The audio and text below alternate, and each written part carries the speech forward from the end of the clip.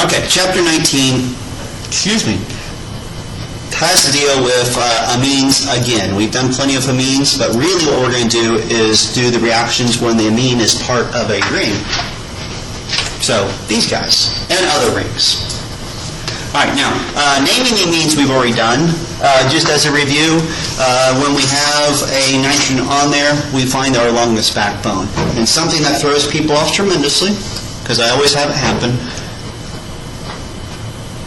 I'm going to do this.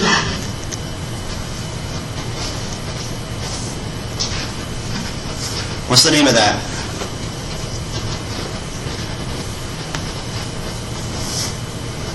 Or more importantly, let's not name it fully. What's the backbone? Pentane? The name of the backbone. Pentane. Yes. My backbone is that right there. The amines on the 2 position. So here's what we got. We have to name it fully. So that means we have ethyl as a substituent in ethyl. The amine is a branch off of our pentane. So 2 pent and amine. Notoriously, what I end up having is people will call that butyamine with a methyl on the 1 position. It's a common mistake. They try to actually say, well, the nitrogen must be at the number 1 position, therefore they actually try to call that the number 1 position. And always find the longest carbon thing. All right, so naming these are kind of straightforward. Primary, tertiary, secondary. The ends tell you where their things are. And remember, we have 2 conflicting rules. You can put the ends first, or you can alphabetize the substituents, which is really weird that you could actually, so if I did propamine, and I had I'll put a methyl here, and a methyl here. So we have a 2-propylamine, or 2,1-propylamine. I actually can call this N2-dimethyl. And then it's 1, 2, 3, 1-propanamine.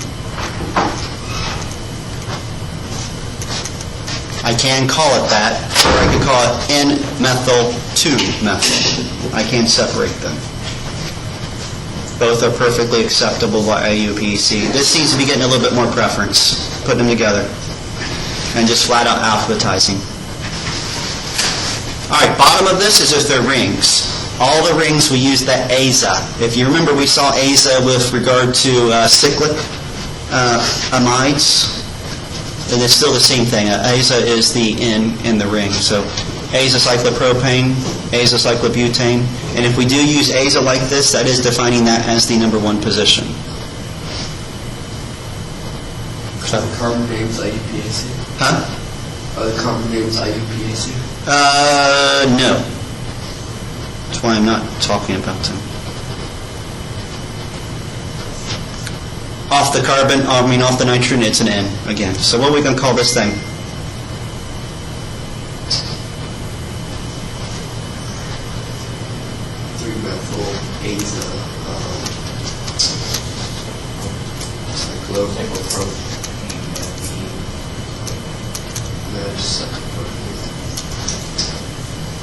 I'm going to call it butane. Why? 1, 2, 3, 4. And it's not carbon. Yes, but it's a 4-membered ring.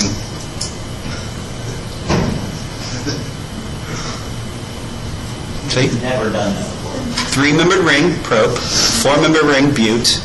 5-membered ring, least pent. 6-membered ring, hex. And yes, we have done it before. I thought it had to have that many carbons in there. No. That many carbons does make it a ring.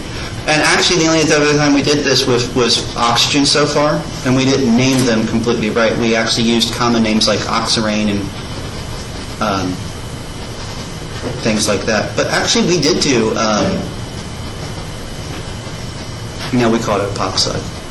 Yeah, we haven't actually named a ring using IUPAC rules with the AZA. sorry. I know it now.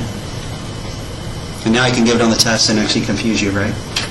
All right, here's the oxygens and the sulfurs, the other heteroatoms. They're going to change reactions.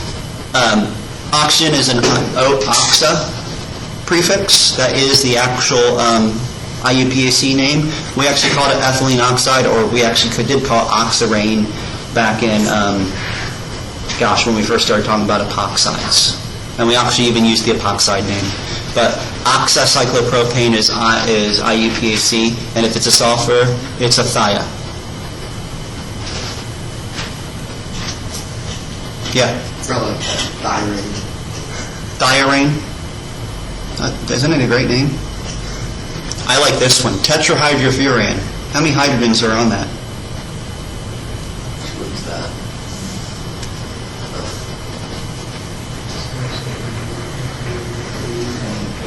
Yeah. So where did the tetra come from? 4 carbons? Nope. Furan. Has something to do with the bonds? That's furan. Oh. Add 4 hydrogens onto furan. Now, why would furan get a name? Furan is IUPAC, and actually tetrahydrofuran is IUPAC, so I don't think it should be red like that. Why is it something special? Where are those electrons going to be? 2 inside make the ring aromatic. Remember that weird rule? 3 pairs of electrons inside the ring, it's aromatic. Furan's aromatic. That's why it's IUPAC.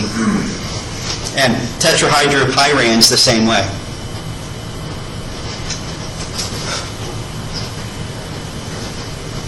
That's just memorized, there's no way...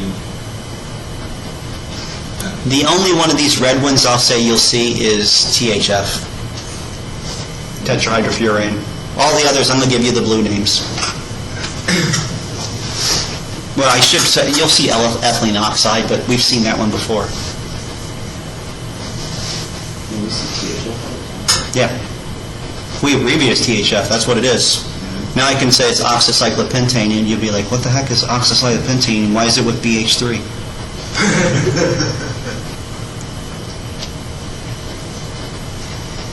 All right. What's the correct name for that?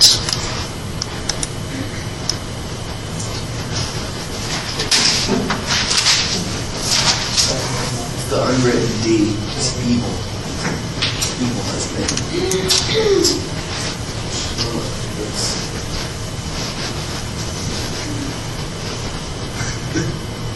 I'm not going to put his whole name.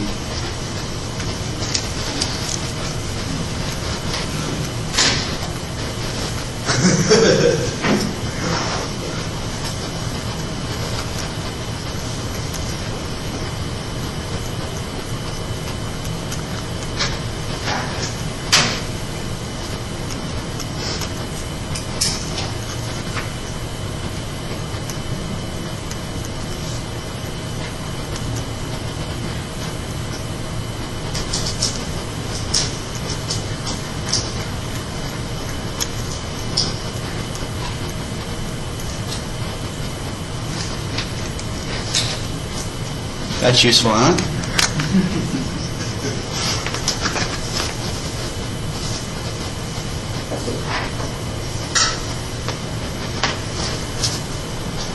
Mm-hmm. Only 8 people putting answers in, huh?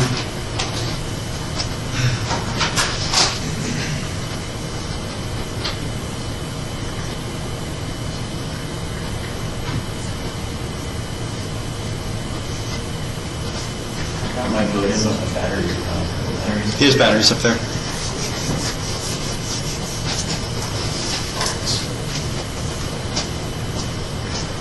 Somebody else got a bad clicker? Because I got 12 of you here. I got 11 answers. It's possible it's his battery. I watched it. You did? It's 12.2. Now we got 12. All right, so somebody was holding out, making us go all crazy. I'm stopping in 5, 4, 3, 2, 1. All right, technically... Oh. Huh? Oh. No. There's no way C's right. Yeah. because that is number 1, so this is 2 and this is 3. And I do say IUPAC. Turns out tetrahydrofuran is IUPAC if we're talking about Just they, because it's not technical. just that. As soon as I put substituents on there, I have to go with IUPAC, which means it's an oxocyclopropentane, making it A. And almost everybody got that right. You didn't? Are you the only one? Look at this. Oh, wow. There's 2 of you. You got it wrong too? No. My goodness. That's not acceptable. No. All right. I was going more with how you said that through oxygen low pairs make it hydrofuran, that's actually, does that apply? That does kind of apply. That's why it's not actually IUPAC, because it kind of has to have hydrogens on there to be tetrahydrofuran. So as soon as I substitute it, it's no longer THF. All right, acid-base properties. We actually take advantage of the heck out of this with the nitrogens. It's going to be a great way to purify them, because almost any organic molecule that has nitrogens on it, if it has more than 6 carbons, it's totally insoluble with water. Yeah. Could you call it a 2,3-dimethyl dihydrofuran? You can do whatever you want, crazy boy. No, that's not acceptable. All right. We take advantages on purification because it turns out if you protonate that nitrogen, you're going to make a cation out of it. It's now an ionic compound. And here's the beauty. All of those nitrogen species are incredibly easy to protonate because they actually do have some pretty decent base properties. Since they are decent base properties, if you do protonate them, you have some pretty strong acids. And look how horrible this is. I just said strong acids. Why is this one not so strong? Because it's not protonated. It shouldn't even be up here. We're talking about protonated, and I got a deprotonated amine here. That one actually has a lone pair on it. It's a wonderful base. But if we protonate it, we have decent acids, and these actually form nice little salts. And here's the beauty of them. When I buy my amines for our chemistry lab, I buy them as salts because they have incredible shelf life. And amines all stink, ammonium salts don't. Most of the time these will smell, people refer to it smell like fish. All right, cyclic amines. We've actually seen some of these. Now, when we're dealing with a straight amine, we actually are looking at whether or not that lone pair is fully available. There's going to be some things that make it so it's less so. But the more available that lone pair is, the more available it is to make a salt out of it, and we have all these wonderful Ks. Now, if you notice, the Kas here, this is actually not quite as strong of an acid as the nitrogen is, but that should make sense. Why would this one want to give up that H super well? It's aniline. That lone pair is going to be helping conjugate into that ring. So this one wants to lose its H. Much better than just a standard old amine. Now, if we start substituting our amines, making rings out of it, we will actually impact that some. And put something more withdrawing on there, helps that out some. All right, all of these actually can do react like a base or a nucleophile. It's kind of neat. Whenever we do any reactions with amines, technically you've already done them, because nitrogen itself has been a great nucleophile. So it's kind of weird. Every single reaction we will see here, for the most part, is taking stuff from before and looking at the nucleophile as the main component. Because how many times have we used a nitrogen-containing compound as a nucleophile? It's been very common. So we've made amines like galore. That's why this chapter is really titled more about amines, because we're not doing a lot of different reactions. You've seen both of these, right? You got an amine, you treat it with a bromine, you're going to protonate it, or an acid, you're going to protonate it, because it's behaving like an acid. Treat it with a substituted alkyl group, you'll put the alkyl group right on there, and just free out the bromine. We've seen both of these happen. All right, excuse me, but it's not a good leaving group, so we're not going to very often turn amine into something else. Just too unreactive. It's really because it's not a very good leaving group, or not strong enough of a good leaving group.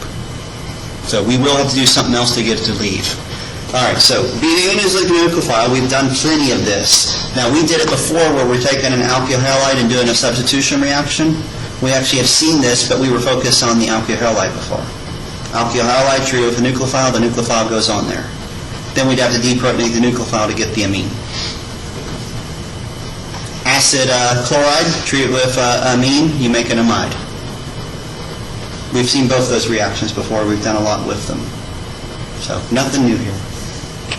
All right, imines and enamines, you might recognize those just from the names. Imines were where we made a carbon-nitrogen double bond. Enamines, it was a carbon-nitrogen single bond conjugated with a double bond.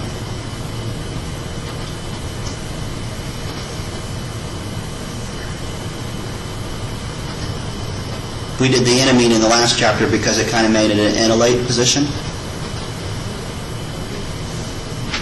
And it was fully reversible, so we could turn it back into a carbonyl when we were all done putting something on in that place. All right. More recently, we have our conjugated systems. Del-1 conjugated with a carbonyl. And if we treated that with a nucleophile, we found the nucleophile went to the conjugated positions. We also had NH3 treated with HCl and NaOH to turn it into the aza compounds, the diazonium salts, and then we could put a little nucleophile on there. So we are up through the first half of, well, first quarter of this chapter, and it's been nothing but review. I love this chapter. I love it for that, but you guys probably hate it because all this review has been from multiple chapters, right? Yeah, it's review, chapters 1 through 17. All right, so what's this going to do?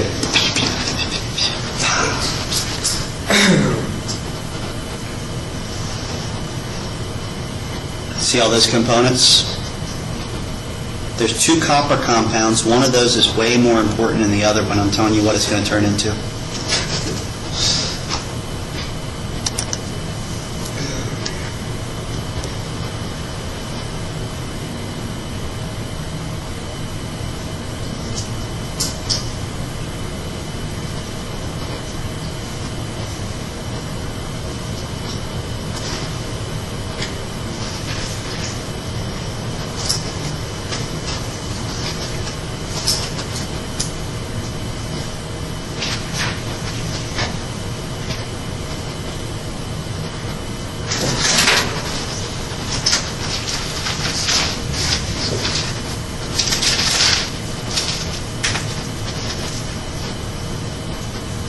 I will tell you this, the answer to after the first step is up there.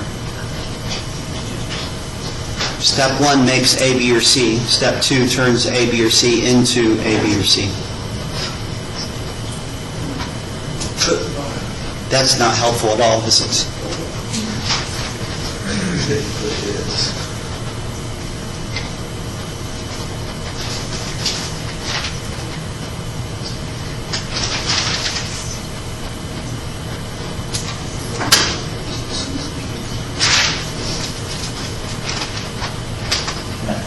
Is H2O kind of key in that second step to, like, you see what I'm getting at? Yeah, it is, but it's there to help solubility of those other 2. So it's ignorable.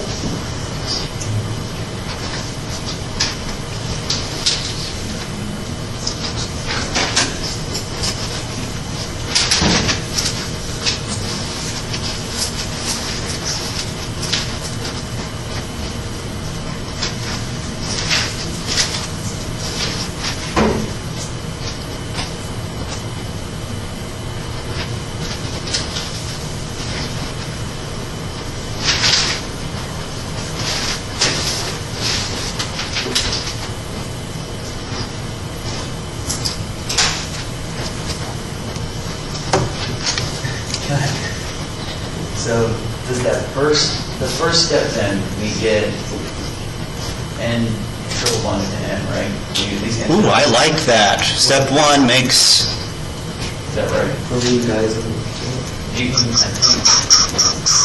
Is that right?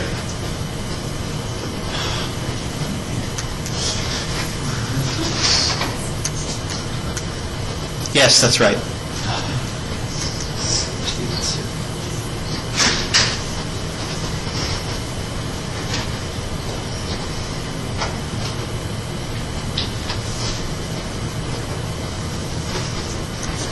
Must contain, must, varies, and maybe.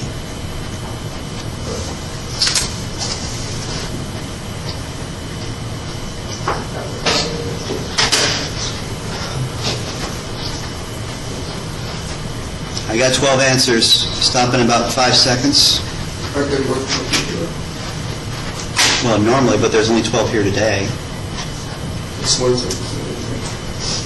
Yeah, he's the 12th person. Yeah, I'm only seeing, there's only 2 people behind the monitor. 5, 4, 3, 2, 1. All right. The oxygen, because it's with the copper 1, is what goes on in place of the nitrogen and nitrogen.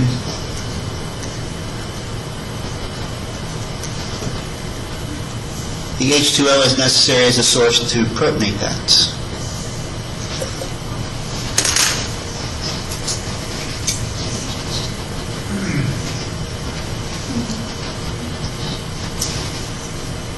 Nitrobenzene would be correct if I'd actually instead of just copper nitrate, used copper 1 nitrate, CuNO3. Fun, huh? No, not fun. Fun? Exciting? She's glaring at me. All right, synthesis of amines. Ever recognize this stuff? Nucleophilic substitution? I don't think it's safe to say Chapter 9. Previous chapter. Basically, you take a alkyl halide, you treat it with something NH2 sodiumamide. Could be an analyte. It could be an amine to begin with and make a more complex amine. But that was just Chapter 2, Nucleophilic Substitution, chapter ages ago. We also actually saw this with the acyl azide. That's where we actually treated with the N3.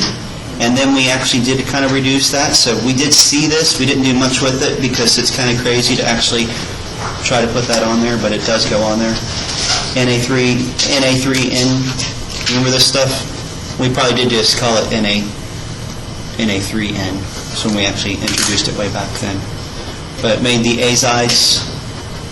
Then you just used hydrogen with a catalyst to actually turn it into an amine. Reductions, we could start with something that actually has nitrogens attached to another carbon, but the carbon has to have some double bonds to it because we're going to actually, double bonds or oxygens onto it because we're going to reduce those. So take a nitrile and reduce it with hydrogen and a catalyst, we can get an amine. Take an amide, we can reduce it with lithium aluminum hydride to get an amine. And down at the bottom is making an imine or an enamine and then reducing those. And we saw those for the last test, I believe. So it is very true that every single way we have to make an amine, you already have seen. I'm not going to add anything. Yeah. Huh? You're wrong. I did? No, I didn't try. Gabriel synthesis, recognize this name? Great way to make an amine, and the exploded view of it down here. We had to start with this fancy stuff here. This was chapter something, 11, 12, seems to be. Huh? It is this semester. We're going to use a base to get that H off there, react it with a halogenated bromine. This had to be a primary. HCl and HCl and then OH, we get that stuff back on and we now have our group attached to a primary amine. So you take a primary alcohol, you turn it into a primary amine. Reduction of a nitro groups. We saw this last chapter. You take a NO2, you take some hydrogen, you take a catalyst, and you make a NH2, or you take your NO2 and you turn it into an NH2.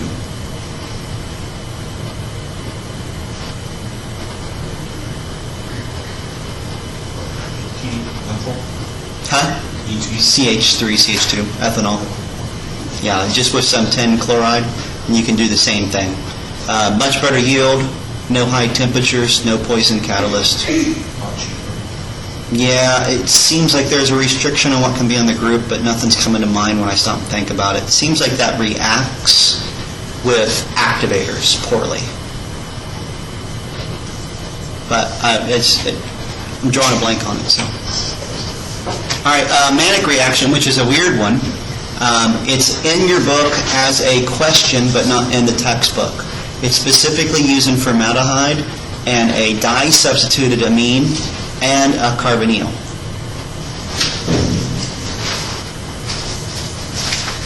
It essentially does an enolate addition of one of the CH, well, actually, that's more of a, it seems like the question wants you to propose a mechanism, and I want to say it was that going on first.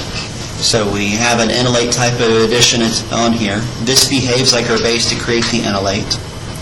Once it's on here, we lose this, and this is an O negative, and the O negative allows us to go on with the nitrogen, and we essentially get this wonderful thing.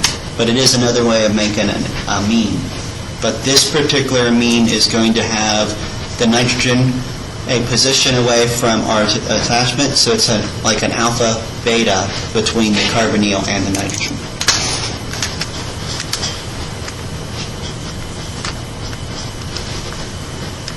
And you will probably not see that again unless you do problem 74.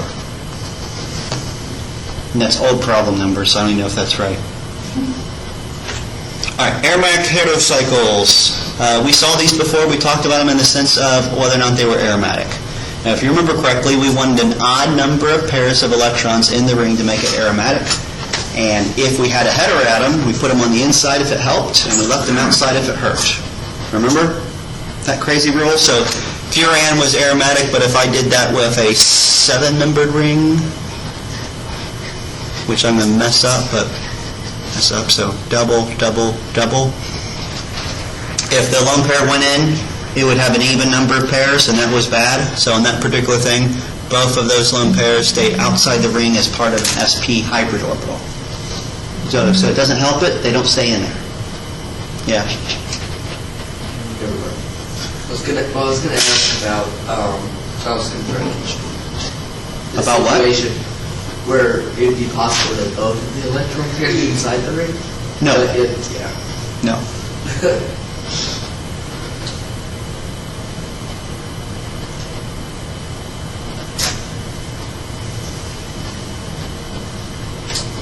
All right, so this particular example, we can look at why this particular nitrogen is basic versus non-basic. All right, so a typical nitrogen that has 3 things coming off of it would have a lone pair on it. The lone pair allows us to act like a base, right? Gives it the ability to be a Bronson lowered base. On pyrrolidine, that lone pair is available because it doesn't do anything with helping stabilize the ring. But another way we can draw pyrrole is actually as a ring, because that lone pair is inside making it aromatic. That ring is not really available for behaving like a base. So the pKb is drastically affected. pKa is as well, I guess you could say. But it's not really that much of a base because we would lose the aromatic properties if it were to become unavailable if we take that lone pair away. And that even affects our hybridization. It's kind of funny that on the right, that nitrogen is sp3 hybridized. This one over here is actually sp2. So the p or the double bonds actually stay as part of a p orbital, so we can stay in the aromatic ring.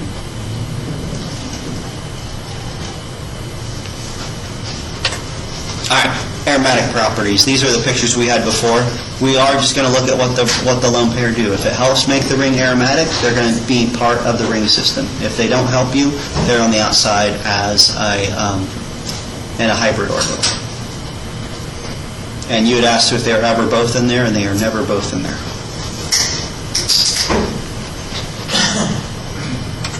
All right, they are resonantly stabilized, but this actually can throw us off because I can also do this in some cases with positive rings, and I can also show this with a 7-membered ring. So resonance appears to help us no matter what, but always count the number of pairs, because I'm not going to be able to draw it properly, but a 7-membered ring, we'd have double, make this positive, double, double, I don't have enough.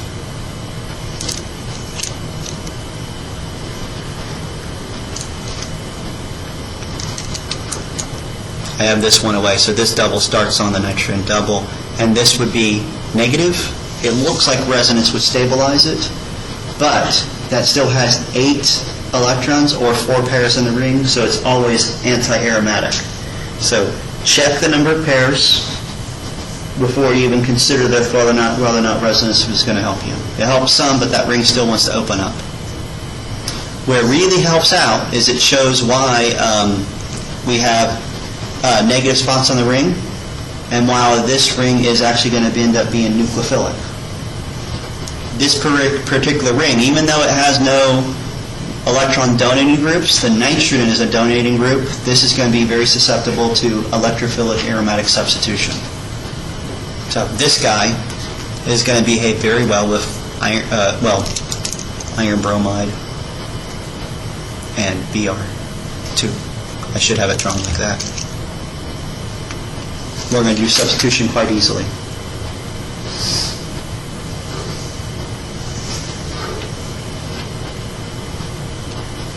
And fun thing, we're going to see that's where this thing changes. All right, so here's the beauty of it is we can actually see that nitrogen actually affects it differently.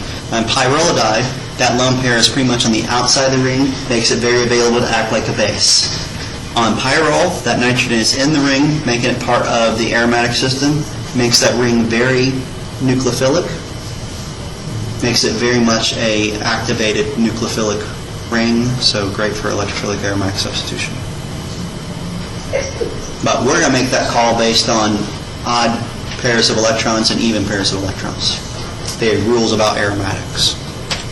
All right, delocalized energy, we get some pretty neat things. That lone pair is actually going to delocalize there in slightly less. What's going to happen is most of the negative charge on these is going to stay on the heteroatom, so that charge is not spread throughout the ring as much.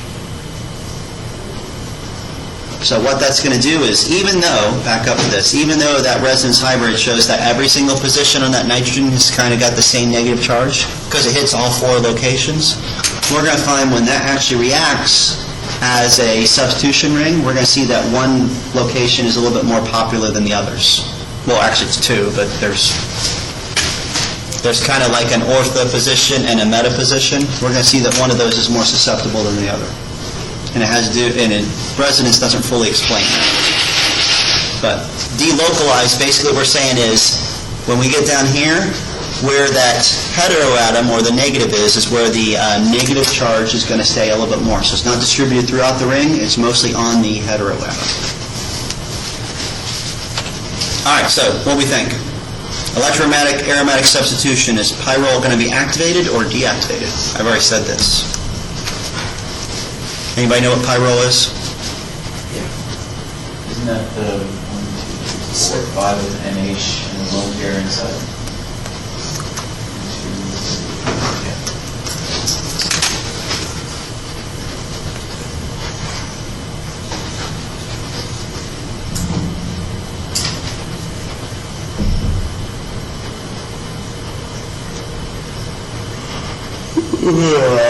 Yawn.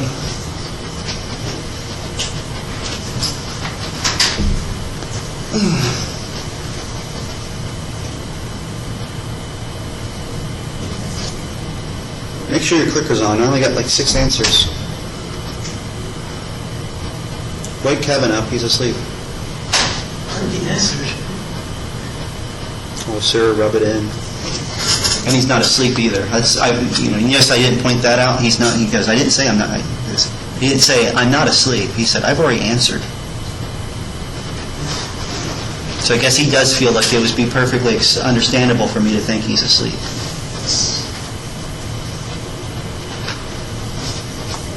One more person.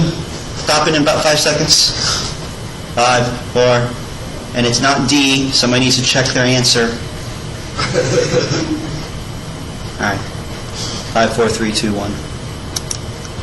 And I already told you, it's more activated. Okay, here's what's going to happen.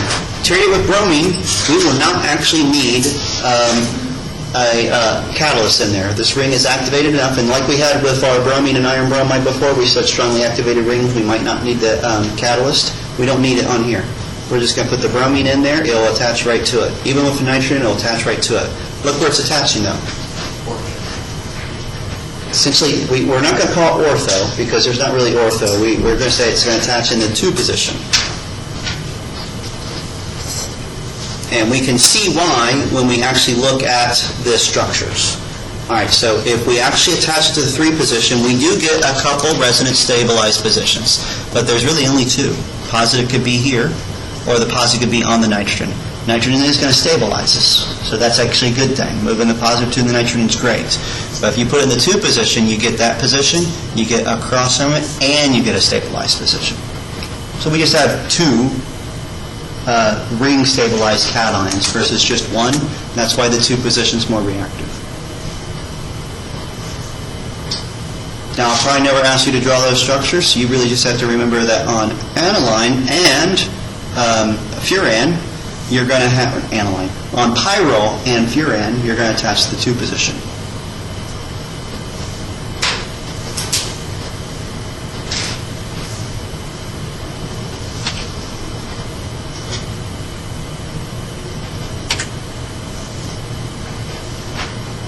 If the 2 positions are blocked, then you'll start putting on the 3rd position, because it is stabilized. And sulfur is technically doing the same thing. It's just that those excessively stabilized positions, we're putting the positive onto the sulfur.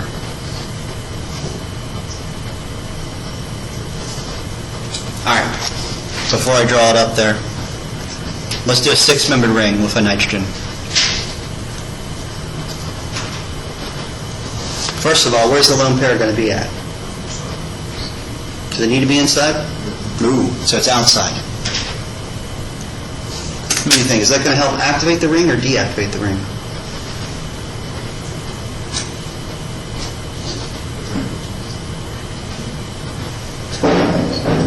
It's actually going to deactivate it. All right, so turns out those 5-member rings, or more importantly, when the lone pair is inside the ring, it's going to activate it more strongly.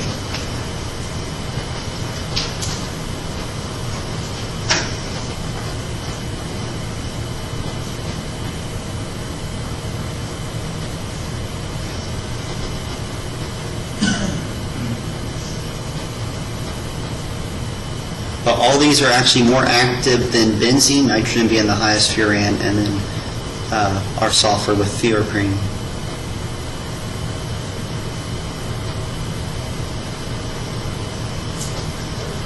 Yeah. Makes it good for nucleophilic substitution.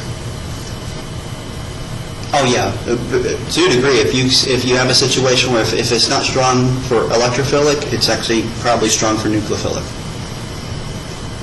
Different reaction sites, though, typically, but yeah. All right, Frito Kraus, we can actually do that with these. We just have to actually change our catalyst a little bit. So if we have sulfur, nitrogen, or oxygen on there, we can do it. We just won't necessarily need that strong of a Lewis acid to help stabilize it.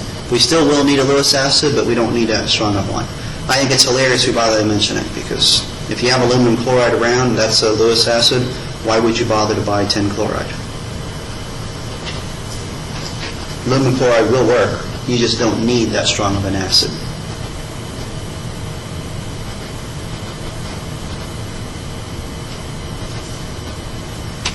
Pyrrole, you don't even need a Lewis acid.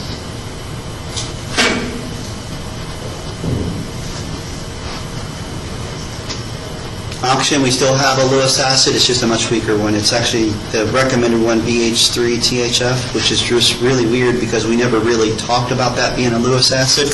But technically the B, with just 3 things off of it, is a Lewis acid. And it's a very minor one. That's why they end up using it in this case, because any self-respecting lab would actually have BH3THF laying around. We're not self-respecting, because we don't have it. I just never bought it. It's ironic, I have THF. I wouldn't buy the BF3 separately, I just buy it as a combo. You can do that. Buy it, BF3 THF. Isn't BF3 by itself Dangerous? Yeah. Not it's explosive, isn't it? Yes, it is. And the last one is the pyrrole. Pyrrole is just such a strong activated group that we can just actually put it in there, put something on there like an acid chloride or the anhydride. They're shown with the anhydride, and we'll just put it right on there. All right. Once we've accepted a proton, we're going to get something interesting here. All right.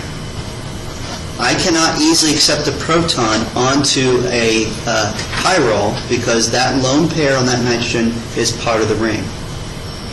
So if I force the situation to get a proton onto a pyrrole, it actually ends up adding to the alpha position. Alpha position doesn't even have a lone pair, but it's part of that double bond, so that's where we add. Isn't that bizarre? We still make the nitrogen positive. Nitrogen keeps the positive charge. It just doesn't do so by adding the hydrogen to that. The hydrogen goes to a neighboring position. All right. We have to be careful of that because if we actually put pyrrole in some strongly acidic conditions, it does actually form a polymer.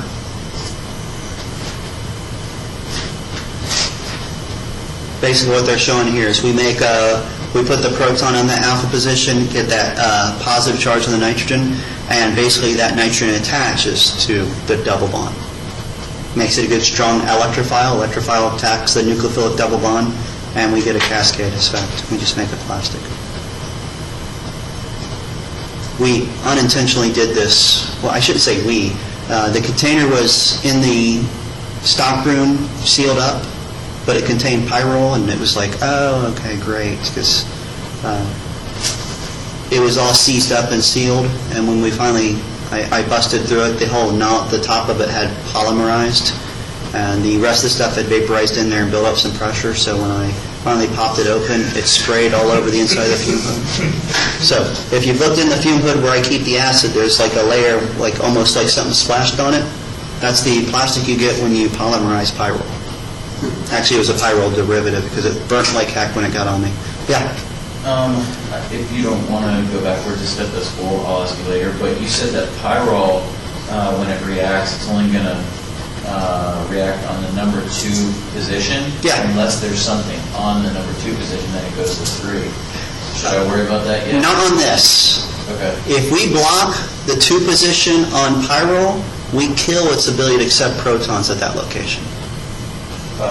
So if we had actually done this, so if we had started instead with, it's still pyrrole, but if I had R groups here, the only place this will accept the proton is on the nitrogen and break the aromatic properties. So if I actually treat this with H+, it is actually going to go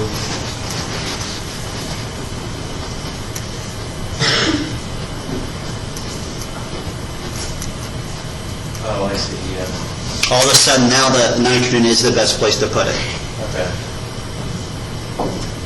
Yeah, Could you go back another slide or so? that was just one slide back. This thing? One there.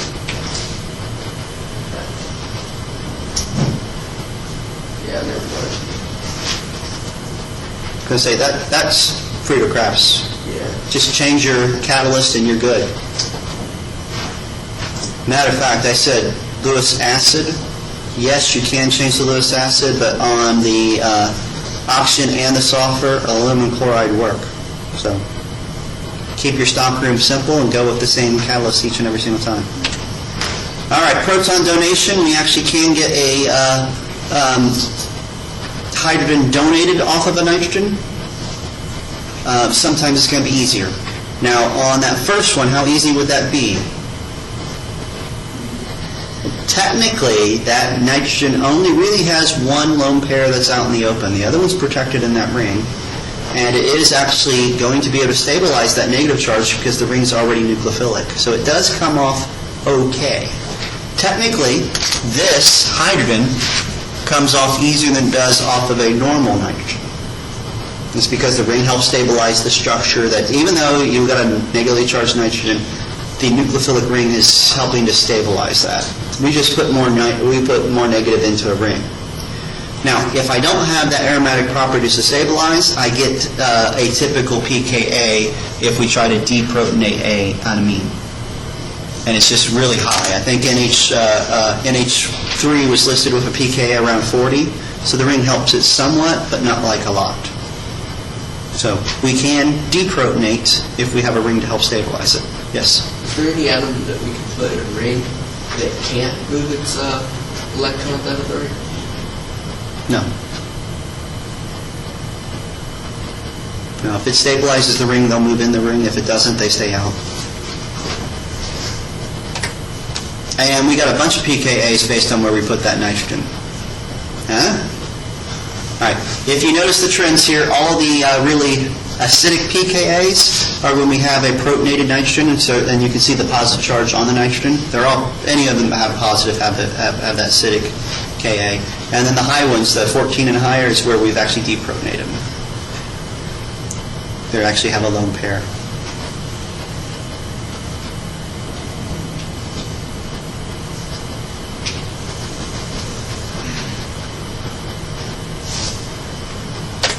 All right, which is more basic, aniline or pyrrole?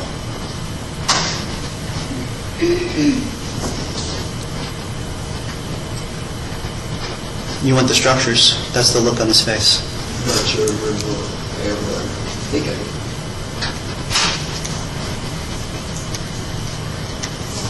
Do you know where How about pyrrole?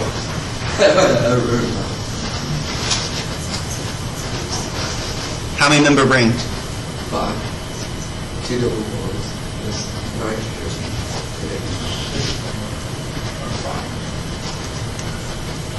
Is that pyrrole?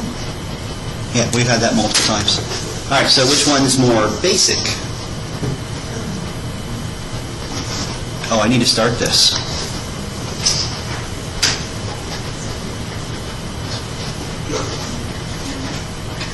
E. Somebody put E. All right, they changed their mind. I heard a chuckle back there. It was you, wasn't it?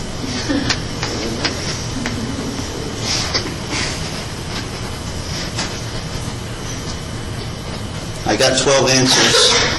I have one person that went back to E. They changed back. Ooh, we're still shifting. I don't know if I want to stop this yet. I got answers changing. All right, stopping in 5, 4, 3, 2. What are you saying? You want me to tell you the answer before I stop it? No. Are you saying you're doing really bad on these today? Here, I'll do this. See if this helps at all. Anybody want to change their answer? Seeing that? Wow.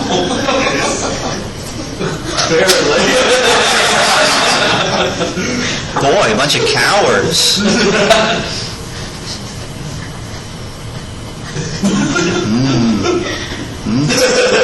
5, 4, 3, 2, 1. Changed at the last moment. All right. To be basic, we have to have a lone pair. Aniline's lone pair is right there. Where's pyrrole's lone pair?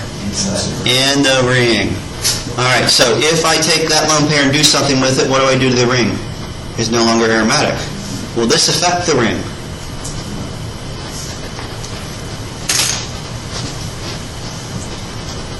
Ironically, somebody changed their answer the very last second. It doesn't show up here, but on my little call, I got one person that went with B at the last moment. Somebody back there playing around with their clickers and they got locked in. All right. Pyridine actually has a 6-member ring, nitrogen. Where is this lone pair going to be at? In the ring or outside? Definitely outside the ring. Both drawings have it right. Outside the ring because I got 1, 2, 3 pairs. Nitrogen keeps it outside the ring because it doesn't help me. So now my question, is that ring going to be activated or deactivated based on that? Oh, wait, activator. He just nodded his head. Yes, it would be. It's one of those two. What do you think it is? You think it's activated? All right. We're going to see something first on the acidity. Why would we expect the pyridinium ion to be easily protonated by comparison to the pyrrole? Because the lone pair is outside the ring. But if it's outside the ring, shouldn't that and the pyridinium be about the same? They both have nitrogen with a lone pair outside the ring. So why is it technically easier to protonate pyridinium?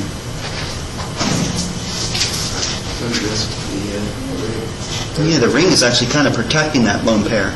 It's not easy to get to, so it's not as available as a free lone pair of electrons. But it's there. It's free. It's just not as free. So it's being blocked somewhat. All right. It is going to behave a lot like a tertiary amine, so we actually can do some reactions with it. Matter of fact, most substitution reactions we try to do, it will just behave like an amine, and we will just add to it.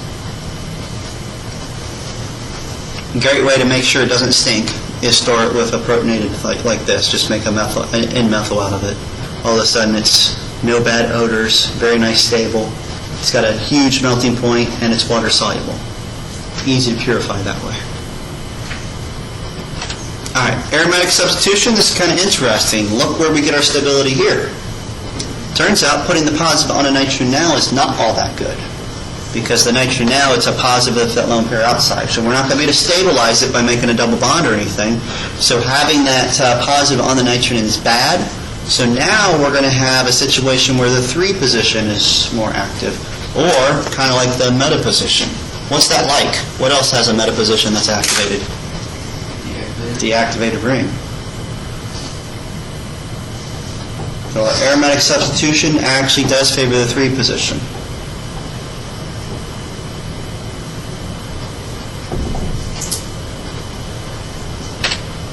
And for the most part, it's safe to say this is a deactivated ring.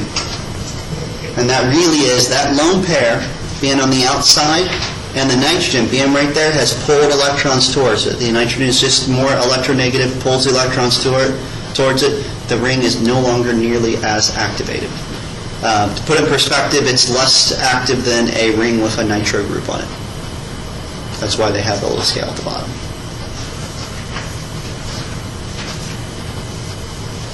So isn't that weird? Nitrogen with a 5-member ring, the electrons are inside, that activates the ring. Nitrogen on a 6-member ring, the lone pair is on the outside, that deactivates the ring.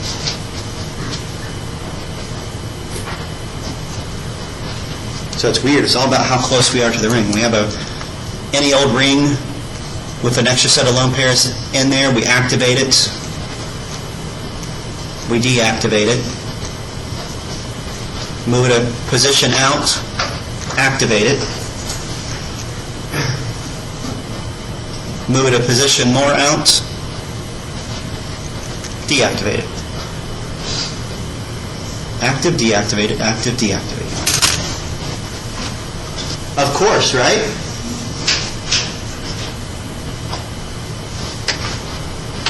All right, our substitutions, we're going to see that we actually can do all the same electrophilic aromatic substitutions. We just have to tweak the heck out of our reactions because we have to actually speed it up a lot. Bromine will no longer go on with just a Lewis acid. We have to heat it up. Sulfuric acid will no longer go on by itself. We actually have to heat it up. Nitro will no longer go on by itself. I bet you never guess what we have to do. Heat it up. Yeah. Heat it up more than you do to turn benzene into cyclohexyl. Yes. And here's a wonderful thing. How flammable are these things? So when you do this lab, make sure there's absolutely no oxygen anywhere near you, right? Let's purposely try to heat up something that might burn. And put in multiple oxygen. Yes. And give it with some oxidizers too, yeah. Sulfuric acid technically is an oxidizer. I don't think we'll do this. Okay. Yeah. I think we should even use stealth. Well, you're allowed to. Kids are not allowed to have explosives, so, it won't blow up for you. It is illegal if you blow up something, so it can. I don't know if that's how age limits work, but we're going to try it. It'd be interesting if that could work, though. That's a great movie, isn't it? Practical application. Got a kid out there trying to strike a match, and it won't strike. And some adult takes it and strikes and just says, well, you're under 18. You can't have fire. The match knows. That'd be interesting practical applications if laws could read and write in the universe, space, and The age. law of underage burning. I think that's a real law. All right, nucleophilic substitution. Anytime you have a ring that's deactivated towards electrophilic substitution, it's actually, or anytime you have a ring that's deactivated towards electrophilic aromatic substitution, it's been a long day. Anytime you have a ring that's deactivated towards electrophilic aromatic substitution, it would be activated for nucleophilic substitution. I should write that as a sentence. I don't ever say that. I don't ever use that many big words in a single sentence at once. But technically, we're going to have a halogen, or we're going to have a halogen somewhere on the group. It actually can be any old thing that's a good nucleophile. Halogens are typically what you're going to see, and we're going to do an addition-elimination mechanism, just like we saw before on nucleophilic substitution. Now, we are going to be careful of this because certain heteroatoms behave poorly towards this. We will be doing this with mainly nitrogen components when we actually write it out. Now, our book will show others, but we're going to, all your examples will probably have nitrogen. And there's something missing on that slide. I wonder why I have that written like that. Heck, it's a good place to stop. I'm going to figure out why and then put something on that slide. I should have a question that everybody gets right? What is a halogen? Since I have nothing here.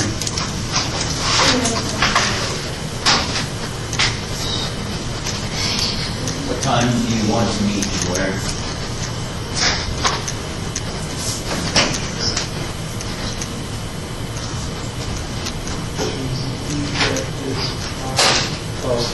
And?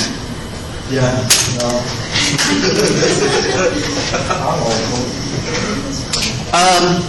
I am going to get some food.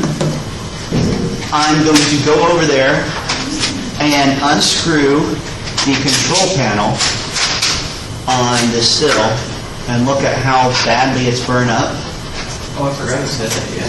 and grab some terbutyl alcohol from this slab. But I don't have a lot going on, so I would say we should be to start at... Well, you guys probably want to get some food, right? Yeah. What are you guys going to get? Chipotle?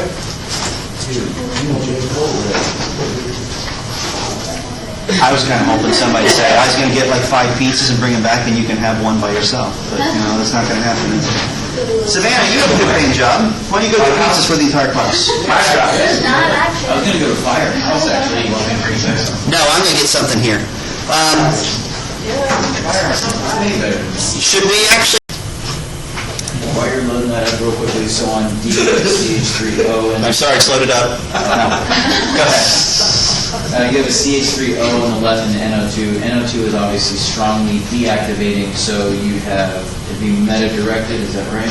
No, the O is on the other side is an activator. So you go towards that ring. The CH3O, the O is a strong activator, so we'll go work and compare it to it on the other ring.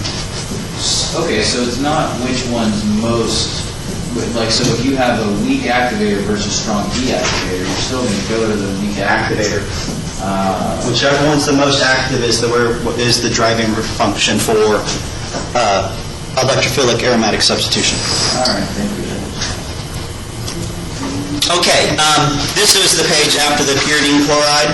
We're actually bringing that up because we are dealing with pyridine, and where would the chlorine go? All right, there are obviously 3 isomers of it with a monochlorinated. It's either going to be the 2-position, 3-position, or the 4-position. But we're going to see with this nitrogen, we get a slightly more stable position in the 2 and the 3 because we can bump the negative onto a nitrogen. So we actually get ortho and para type behavior with a nitrogen, which is weird because we actually said, what did we say? Pyridine. We said it was kind of a...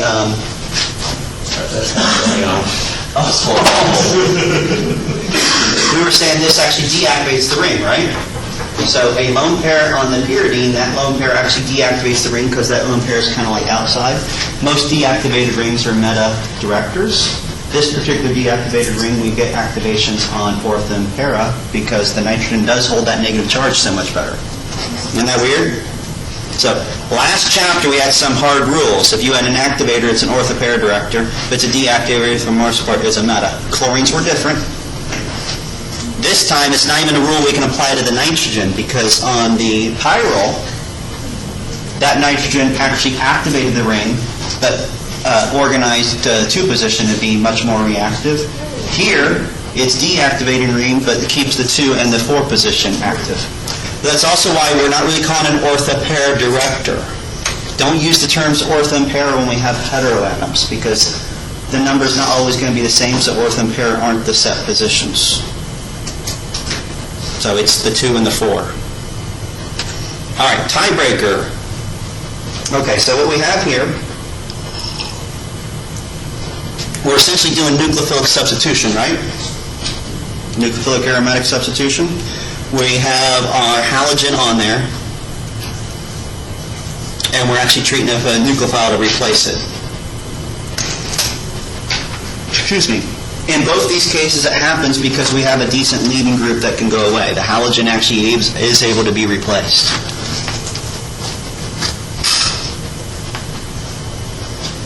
So ironically, we did just we did 2 reactions to nucleophilic substitution, but on benzene we had to have an electron withdrawing group. The pyridine itself is withdrawing, but it needs to be, the halogen needs to be in the 2 or the 4 position to actually come off easily, or else we don't get the benefit of having that withdrawing group there.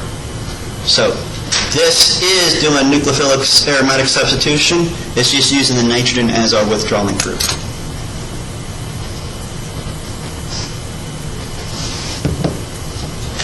All right, side chain reactions. When we have longer chains, this is the same type of thing we saw in benzene. The benzylic position suddenly gets a little bit more reactive. So if you use the MBS and peroxide, you're going to actually put a bromine on the benzylic position. Even though we don't really call it benzylic when there's a heteroatom, it's a benzylic position like thing, right? It's that CH coming right off of a aromatic ring. So it's a very reactive spot because it's able to lose that proton and either become a cation or a SN2, stabilize it. So it's very reactive, so we can actually easily do that. So MBS and peroxide and heat, you're going to put a halogen, bromine, right there on that position. If we have just something on there and we treat it with the chromic acid, we're going to turn it into carboxylic acid. So even though this ring is slightly deactivated, it'll still do it. This is such a strong acid that it will actually protonate that, and then you have to neutralize this. But it will actually still do a carboxylic acid with chromic acid. All right, can't do a diazonium salt, though. The biggest reason is the water we're going to have in here from the HCl is immediately going to react with this and turn it into a phenol-type derivative, which is going to do a keto-type thing. Now this is weird. This still is aromatic. This nitrogen has a lone pair in it, so I have 1, 2, 3 pairs of electrons, and this is a p orbital. It's just that the electrons are outside of it. So it still has the continuous p orbital.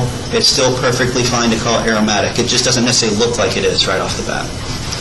But it actually forms that keto form, and it's actually stayed. So anytime we try to do one of those diazonium salts, when we have a pyridine, we're actually going to get a phenol derivative and then eliminate it.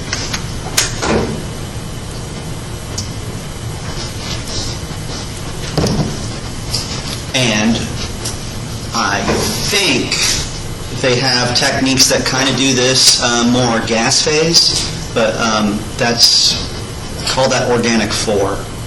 We're going to still say that's often the way distant future of graduate student works, but we can't do it.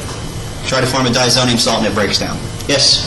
So you're saying that you're going to ask us something like, how to make a diazonium salt aromatic or something? Like, how would we receive this? This is really shown. We use the diazonium salts on benzene to actually easily replace it with a lot of different things.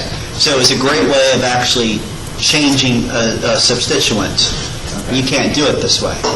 So it basically limits the reactions that are available. So that summary page in Chapter 18 that has all the benzene reactions that are covering the diazonium salts, 0 of them work here.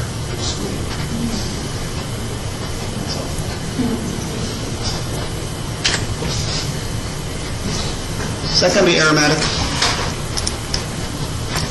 You're paying attention, I just kind of answered this. Sam.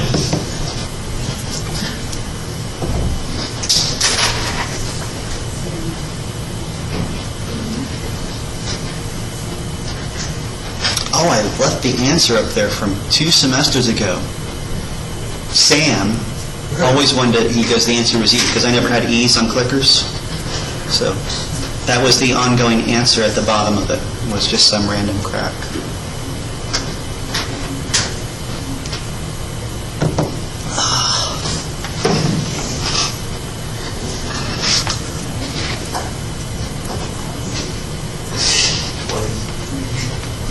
I don't have 20 people in here.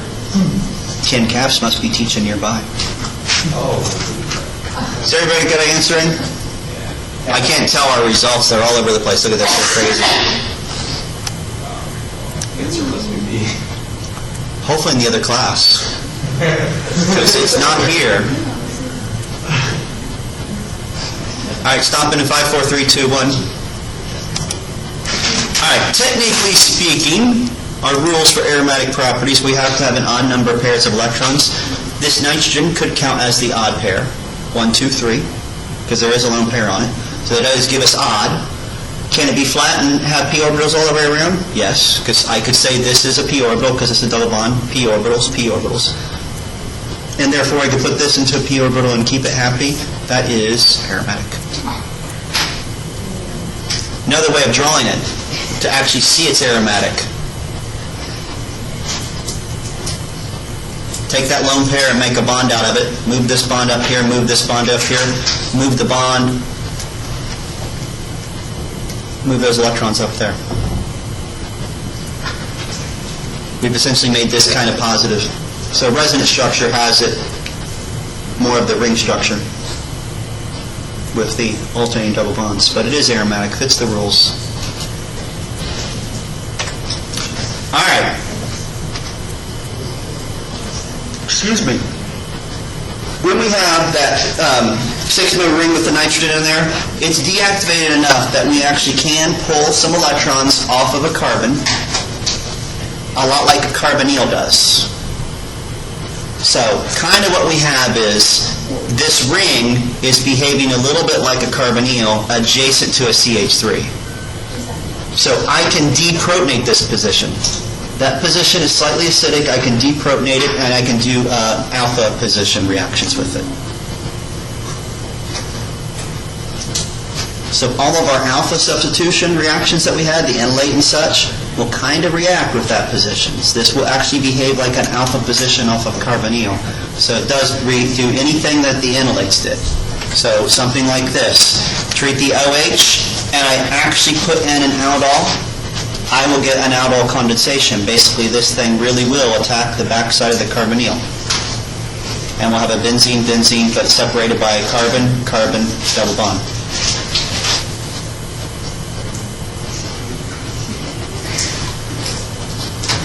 And we can also, because we could before, we can treat it like a nucleophile and treat it almost like this is a Grignard and actually attach another halogen to it. Or not a halogen, another R group to it. So we can do just standard old SN2 with it. What? You don't like that? He doesn't like that. He's getting this look at me like, oh, that's not good. That's more stuff we can do. Him. They're all behind you, acting like I'm talking about them. No, I would be saying something like deer in headlights. If I was talking about you, fish flesh. I would just say deer in headlights. Because that's the look on your face. It's like, what? I didn't say anything. All right. Imidazole is this wonderful 5-membered ring with 2 nitrogens in it. Now, we have histidine there just to actually put it in perspective. You've got your histidine as an amino acid. It just happens to have that 5-membered ring in it. All right. The neat thing about imidazole is the lone pairs. I have 2 different nitrogens. Each nitrogen has a lone pair. One of those lone pairs is in the ring, and the other one's not. But it's not always consistent that way. The resonance structures allow that to change on each one of those. So we do have something interesting. In some of the lone pairs, or some of the resonance structure, this lone pair is available to behave like a base. We can also rip off this hydrogen and keep that negative charge. So imidazole can actually be an acid and a base, and we won't necessarily destroy the aromatic properties.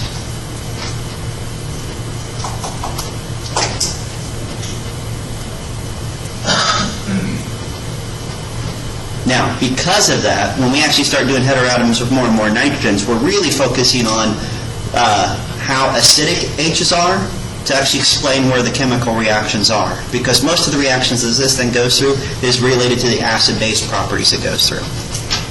That's just a different picture of it. So we have our easily protonated pKa, and it's basically because you can throw it on there. We haven't damaged the aromatic properties. We can still move that positive around. We can resonate in there, and it's very stable. We can also deprotonate it, which is what we're showing over here, and the resonance will help stabilize it. Now, for the most part, when it's all actually going, the resonance structure is going to favor cutting the positive or the negative on the nitrogens. So in the conjugate base, it's going to be positive on the nitrogens. On the conjugate acid, it's going to be negative on the nitrogens. But that stabilization we have for both changes some of the reactions. But most of the reactions that you ever see this thing goes through is going to be based on the fact that it's an acid and base. And biological pH actually exists as both, which is why our thing talks about it. All right, that's why that's on here. So more of these other ones, how we go about making some of these. The biggest, easiest way to actually make any of these indols is actually start with, it's kind of an aniline derivative, but it's got the 2 nitrogens on it, and just a ketone. The 2 different R groups end up branched off of it. This is up here because our book talks about it. I don't plan on doing anything at all with these reactions because most of these where we're making heteroatom complex rings, they're very specialized. Because we don't have, this would imply that those R's could be just about anything. We don't really have that flexibility. We don't have a lot of things that they could be. They can't be hydrogens. This won't work if they're both hydrogens. It'll work really well if they're both just methyls. But it's not just anything. So it's up here just for completeness, but what your book talks about it implies it's a lot more versatile than it really is. And got the mechanism here. They're just showing it to just show you how all these bonds work and go through. Don't worry about this. All right. When we actually focus on this, we're only going to be focusing on the acid-base properties because that's going to be the driving factor of most of the reactions. Now, numbering is kind of weird on these. That's why most of the time when we're actually doing these, they will come pre-numbered. Right? We have books that have complex rings and they do the numbering sequence. But they're really actually numbering it so the nitrogens are lowest in number. And typically what we do is we always number the big ring first, small ring second, and then the bridge last. But this one changes that because my big ring has nitrogens and my small ring has nitrogens.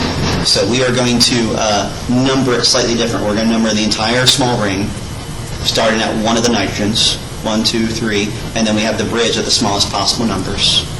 And then the other one just gets numbered based on that. But it's weird how they go about numbering it. More than likely, if you ever were to actually number something more complex than purine, you're going to look at a table of how it was actually numbered before. Like in the chemistry lab, we have the CRC handbook of chemical properties and such. There's a whole section that just has backbones like this where they're numbered. And it's just so we get on the same sequence. And almost all of these that they pop up in the terms of biological agents, and we don't name them IUPAC, we name them based on their biochemical names. Because AGCUT, I know these are familiar. They come to mind when I see these names. I don't know what I'm supposed to think. No, but I was being sarcastic. Yeah, they're DNA and RNA. We're going to do this more stuff with them because these aren't really the only part that's DNA, right? This is just part of it. We have to connect them to a rhizome, a phosphate, and then link them all together. So we'll visit this again because we're going to look into it from a chemistry point of view and see why does DNA have that and RNA doesn't. Because that's the only difference. That is the only difference. Now, we're going to kind of see it, and we can kind of see it now. This is kind of like the pyridine, right? Where were our reaction centers on pyridine compared to the nitrogen? The 2 and the 4 position, right? Same with this nitrogen, 2 and the 4 position. So how hard do you think it is to put a methyl there in that 5 position? It's not. So our bodies to make thymine takes more energy, and since we need to make a lot of RNA, it basically makes it with a cheap alternative that might be wrong. That's why our RNA basically gets used and gets thrown away, because our body makes mistakes when it makes RNA. But all mammals have evolved to the point where they recognize the potential of mistakes and will stop producing it if they detect a mistake. So how clever is that? But that's later on. We're going to do some more stuff with that. We have this interesting thing. It's pyrols all joined together. It's actually kind of found in multiple things. Biology, we find it with magnesium in chlorophyll in the middle and iron for hemoglobin in us. It's just basically something that there's a wonderful place to hold things in the middle. And depending on if we have these fully protonated or deprotonated, it'll hold things better or not. But it's just a way of holding things. And there it is with the hemoglobin. Isn't that a pretty drawing? That's drawn to scale too. All right. Which of those is a stronger base, pyrrole or ammonia?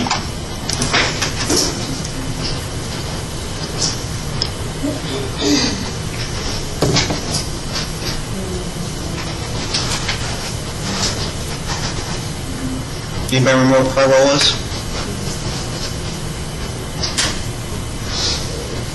I'll do this. It's a ring with a nitrogen in it. Huh?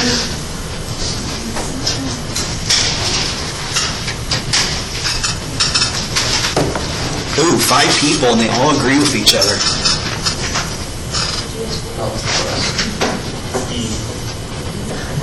What's another? Huh? What's another? Oh, I'll give you that one. Yeah. Good question. Ammonia. Heck, I'll give you the full equation. Ammonia bumps into a water, takes a hydrogen, and makes OH negative.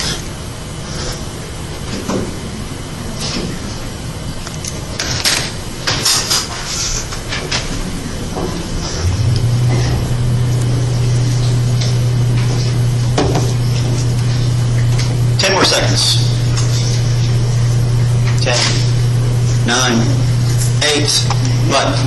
Oh, you're just raising your hand. 7, 6, 5, 4, 3, 2, 1.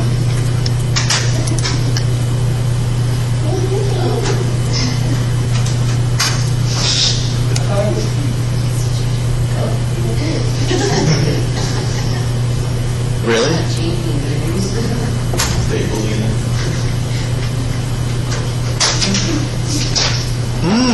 That's interesting. Yeah, you might want to stop it before the next day starts going.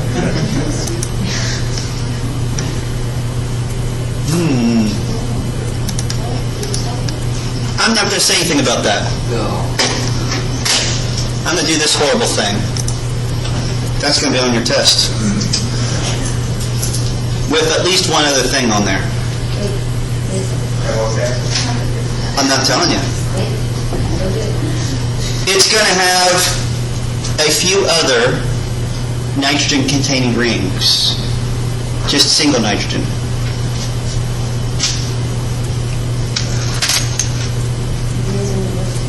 Huh? The answer's in the book. Okay. Yeah. Did you grade the clickers or just this class's clickers? Or the test? No.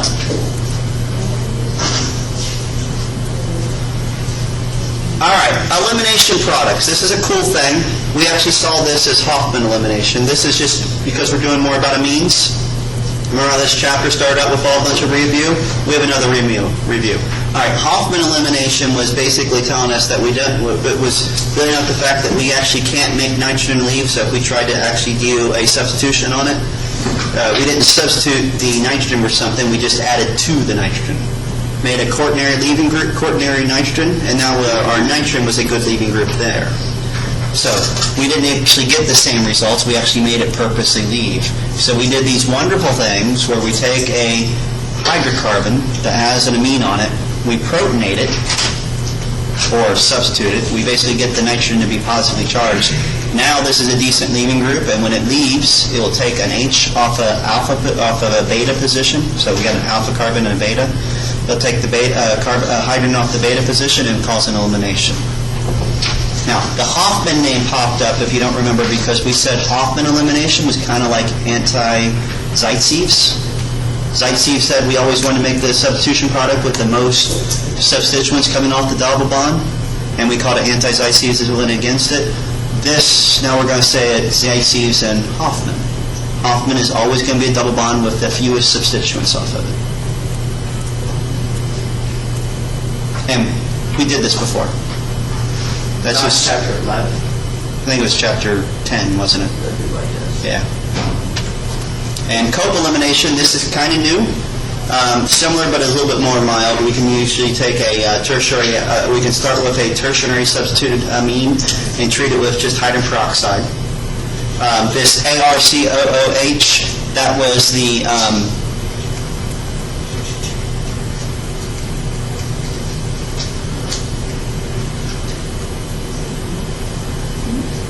PBA, peroxybenzoic acid, and the R was because we actually used PBA and or MCPBA. Any of those were aromatics next to a benzene carboxylic or parabenzoic acid. All right, any one of those is going to make an amine oxide. And then that amine oxide will do the same type of thing. Now what's going to happen, we have to take a hydrogen off a beta position. So we have a couple possibilities you have to look at, because I have 3 alphas for sure. I have to take a hydrogen off a beta position, so this one doesn't have a beta position, so I don't have to worry about that, but I could potentially break this bond or this bond because both those have beta hydrogens. Left is better because it has more beta hydrogens. Has more alpha hydrogens and more beta hydrogens, so we break that side off. I'm drawing this break in the wrong spot, sorry. That line is where the double bond forms. We're breaking right at the nitrogen and forming either a double bond here or a double bond here. This side had more hydrogens on the beta position, so that's the side we see. So really, when I look at this, I see that I have 3 possibilities for my break. I look at the beta position, I see this beta has more hydrogen, so I do the double bond over there, and I view it as having just that break. Always make the Hofmann product. Get as many hydrogens off the double bond as possible. And if there's a tie, guess what you get? Mixtures.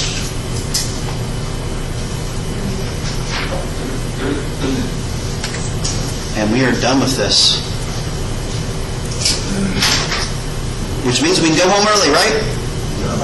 No. You guys have a lot of questions, I'm sure. All right. practice tests are posted. Worksheet answers are now posted. I did not get a chance to update them because the kid's been sick. So what you have posted is actually old answers. So you'll notice that there are a few questions that have little stars on them saying ignore them, and I have a few questions that are just missing. You're focusing on what's on there. I think there's only one question I said to throw out, and on your actual worksheets, The 16, I think.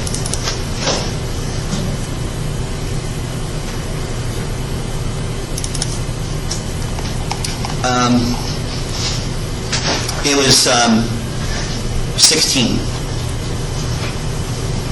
15's also a weird one. But I do actually write the answers down for both those so you can actually see them, but you won't see anything like that. This would have made a lot more sense had I written it differently. What I could have done was take hexane and hydrochloric, so hexene and HCl. So let's do that real quick so you can see what I'm talking about.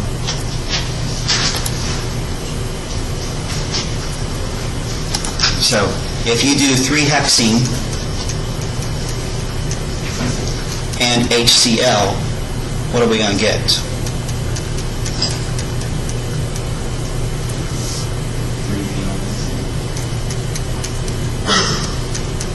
How about 3-chloral? Or, yeah, I'm sorry. Now, And then you do- we're going to take this with the benzene, and we have to do something different. See, the reason why you wouldn't have caught this before is because it takes advantage of something we didn't see. If you did that with a fluorine, you wouldn't need a Lewis acid. But if I wrote it and did it this way, you'd see, okay, we're doing Friedel-Crafts. Is this going to rearrange? No, there's no benefit to it. So we're just going to have a benzene ring, and then we're just going to do carbon, carbon, carbon, carbon, carbon, carbon.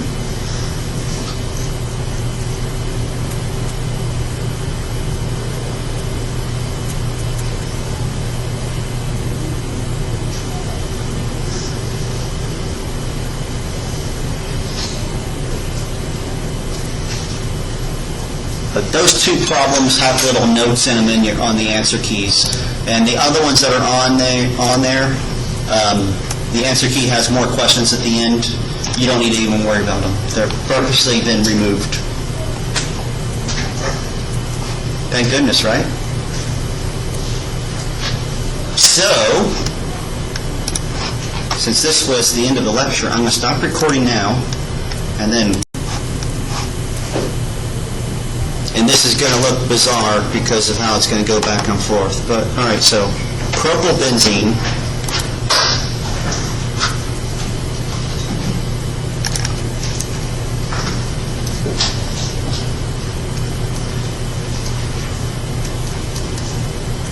It was just propyl, wasn't it? All right, and it was nitration. What's my ingredients for nitration? HNO3 and... H2SO4. All right. It's an R group, correct? So it's activated ring orthopair director. So I have two potential products for mononitration.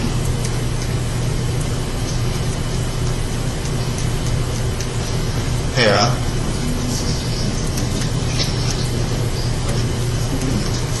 And ortho.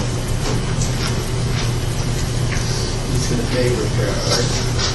Probably not so much. Huh? Is there, like, a chart or something that lets us know which ones Activator? Yes, there is. So back to the book. It's going to be prior to this. This thing. And it was just essentially an R group. What is the AR? Is that Aromatic benzene.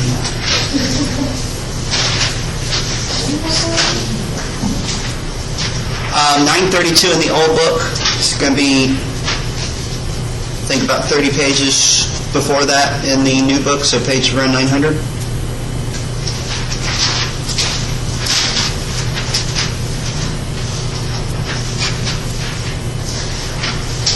Has anybody found it? You said 9. Well, you have the old book. New book. What page? 887. All right, so 30 pages. 887. It's the same chart. Things at the top are the things that have a lone pair right off of them, nitrogens and oxygens. Next are nitrogens or oxygens that are near carbonyl. And then anything that's an R. Weakly deactivating are your halogens, but they will be orthopara-directing.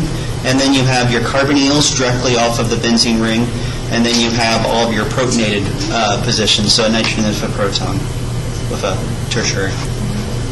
All right, so that was that first one of those. We have 2 others, 6 others, something like that, 6 others. So bromobenzene. Bromobenzene, ortho or para-director? O and P.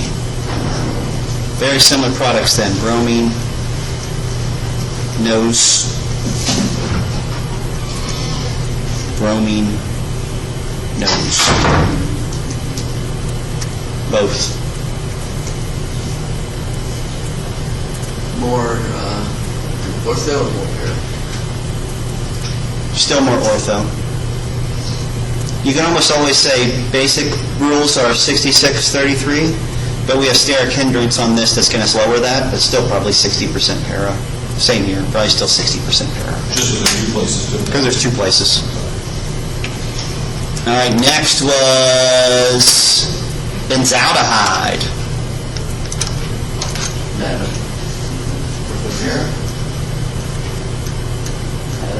Carbonyl, OH. Wait, what? There's no OH. I did benzoic acid. Benzaldehyde. One product.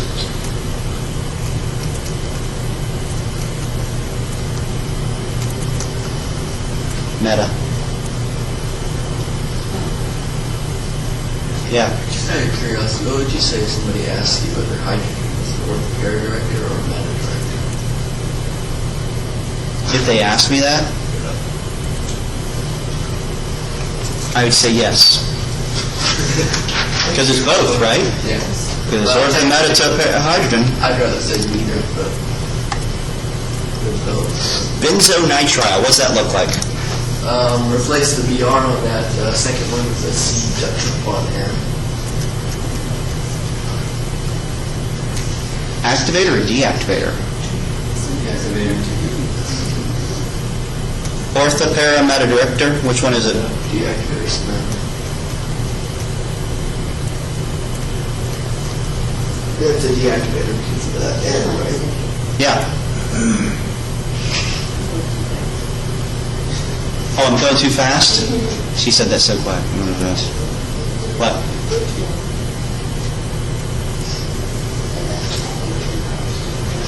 I was just thinking that an alkene would be an activator, right? Mm-hmm. Alkene's an activator. But as soon as you change it so that it's not carbon, it becomes a deactivator. Yeah. Electronegativity. Pulls the electrons away from the carbon. Can I go on now? Yep, good.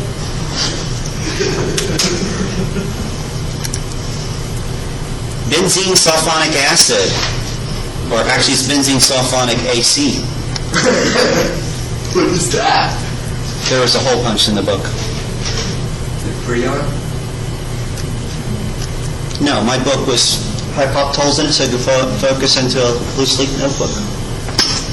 And I just poked them in. Well, I had them drilled in, so they're in the page, not on the margin. Activator or deactivator? Sulfonic acid is SO3. Deactivator. Because it has BRs, right? Yes. In fact, we're getting so strong on deactivator that it's going to get harder and harder for us to nitrate it. Because nitration is electrophilic, yeah. Mm-hmm. And last one, Cyclohexyl Benzine. Ooh, there's a tough one. I'm going to put it up here on the top because I'm out of space. Benzene, It's an activator. cyclohexyl. Still an alcohol. Activator or deactivator? It's an R group. It's an activator. And it's mostly para. Right? Yeah, a lot more para because of the hindrance. Although fortunately, it won't be. Actually, it'll be more. I still think it's going to be higher amount ortho. Because that bond can rotate and that benzene could be way out of its way when the NO2 goes on there. Because it could be 90 degrees to the ring. I can't bring it back.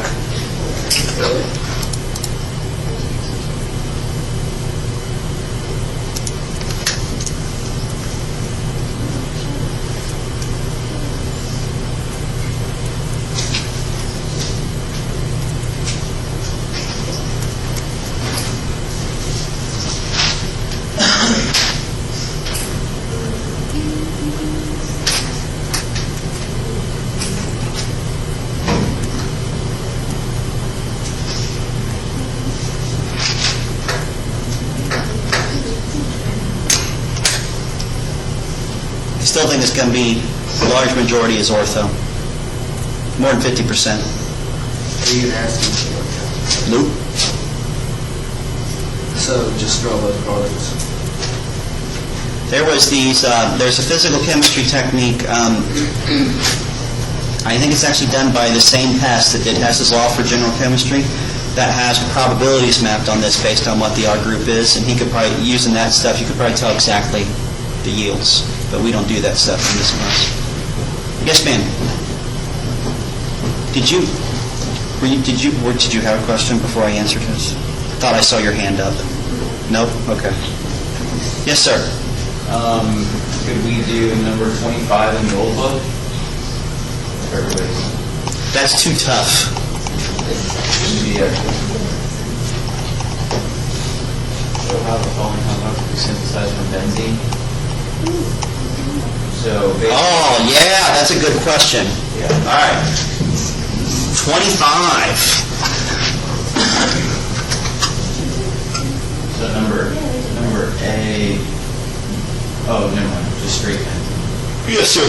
So I vote for that one. We start with, we just do Friedel graphs. all right, I can't think of fast enough. I was Acylation? start with Yeah. the product. Let me close this down because we're going to potentially change slides. So, new slide, new Just slide. kill your, Recording? yeah. Kind of. It'll mess it up for sure. All right. So, Would you have to put the NO2 on first? well, let's come up with a strategy here with thinking backwards. We had carbonyl and a CH3 and meta to it, just a nitro. Yeah. Well, Aye. better directors. They're both meta directors, correct? Right. So I could put either one on first and the other one would go meta. Okay. So which one's going to be easiest to put on first? The CEO CH3. Yeah, and there is a reason, because can we put this on to a ring that has a nitro group on it? No, actually. Yeah, because you can't do Friedel crafts with a ring that's deactivated, so we kind of have to start with Friedel crafts. We're going to get horrible yields. Wait a minute. Oh yeah, this is not going to be that good, but we're not worried about yields. We can just throw more heat into it and get our product.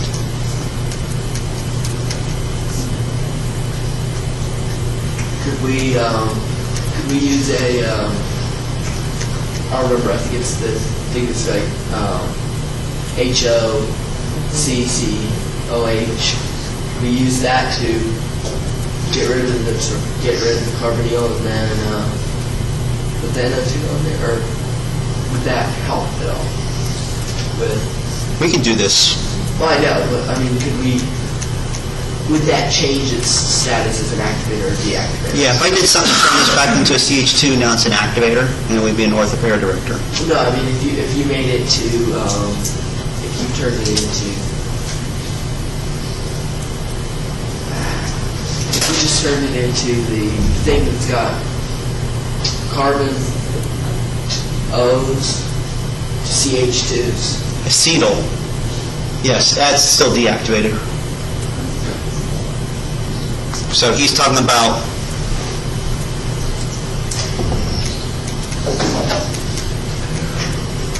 glycol.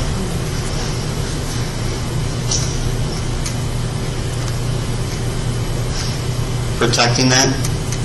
Remember they're doing that protection? It gives no benefit here because it's still a deactivator.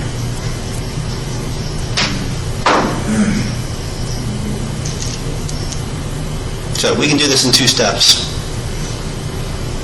All right, what was the next thing we're making? You're going to do it the same way. You do Friedel-Crafts and then sulfonation, right?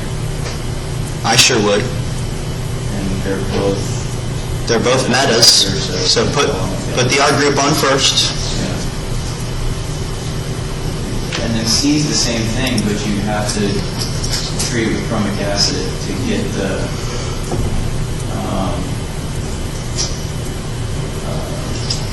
yes. You know what I'm trying to say? To make that. To make it into benzoic acid. Yes, exactly. Let me get it so we actually make the final product here. So B, the only thing we're changing is, now it's just SO3, Yeah, you do sulfonation instead. and we're getting HSO3. Yeah. And then the last one, this was 2 carbons COOH, yeah. and nitrate. And NO2, yeah. So you do it the same way, except in the second step, you'll treat it with chromic acid, right? Or would you have to do that? No, you can't do it last. You know what I would do? I would still do Friedel-Crafts just the same way. Yeah. And I'd probably do the same one that we did for the first one. Oh, yeah, so you're saying go ahead and put the nitrogen on. Essentially going to do the same thing that we did for the very first reaction. Right.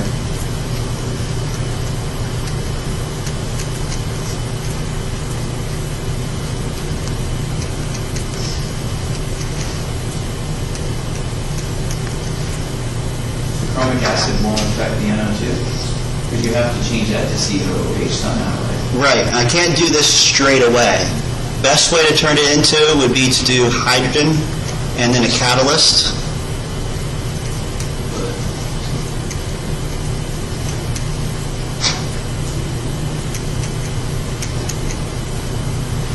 Could that also reduce your nitrate retention too?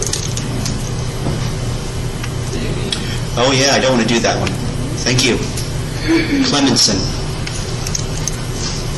So why couldn't we just use chromic acid? Because chromic acid needs a hydrogen in that position.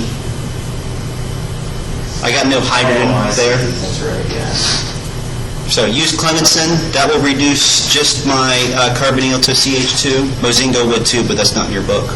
And then chromic acid.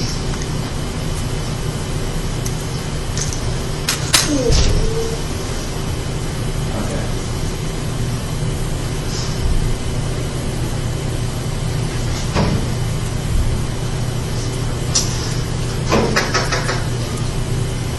Yeah. But it is H2CR4. Say do? Huh? How does H2CR4? CR207.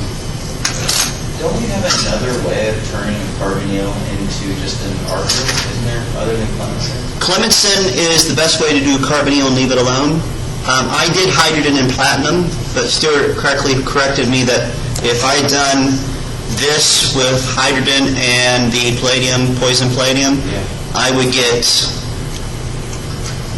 this is a CH2, CH3, that would change that, but this would turn into NH2. Oh, yeah, okay. Yes? Couldn't you go through the big pointless process of using NaNO2 and the rest of that stuff on it, and then turning it back into NO2 after turning it into a... Yeah, we could. So we could do 2 steps back to here. That would be 3, because that would be 2 steps back to here. All right, so So one more try on this. So what if we did the H2 and poison palladium before we put the nitrogen on? Activator. Oh, yeah. So the nitro group would go ortho or para. Yeah. What is the, what sort of NaNO2? So this would be NaNO2 and HCl at 0 degrees Celsius. HCl at 0 degrees Celsius. And step 2 to get a nitro group on there would be CuNO2 along with CuNO3 2. Can you also just heat it or whatever? Or does that transform back into the anode?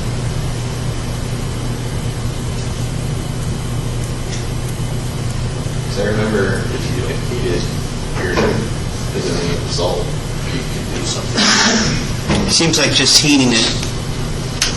Shoot. It didn't go back to hydrogen, it went to something. Did it go to phenol? Nothing else, but you can, I don't know. It didn't go. Well, I have the book.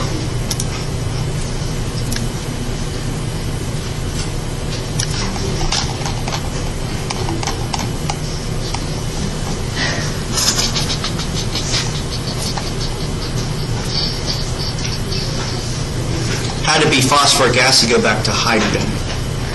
Just heating it, I don't even have anything that does.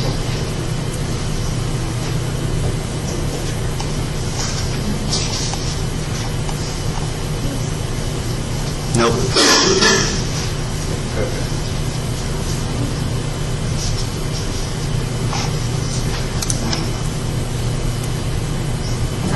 Okay, so what's next?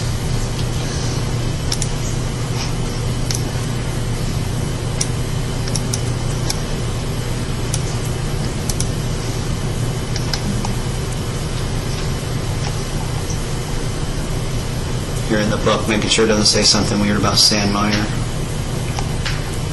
Heating it up. Maybe it's just heating it with acid.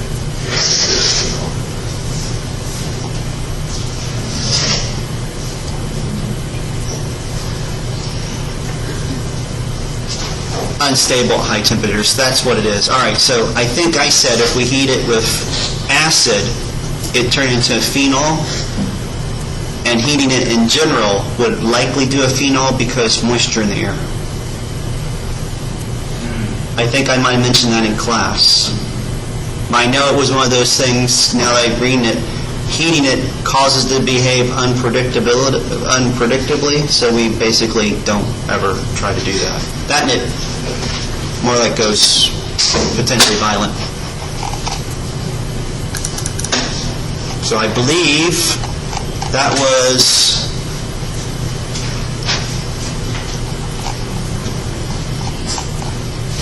what question was that? 25.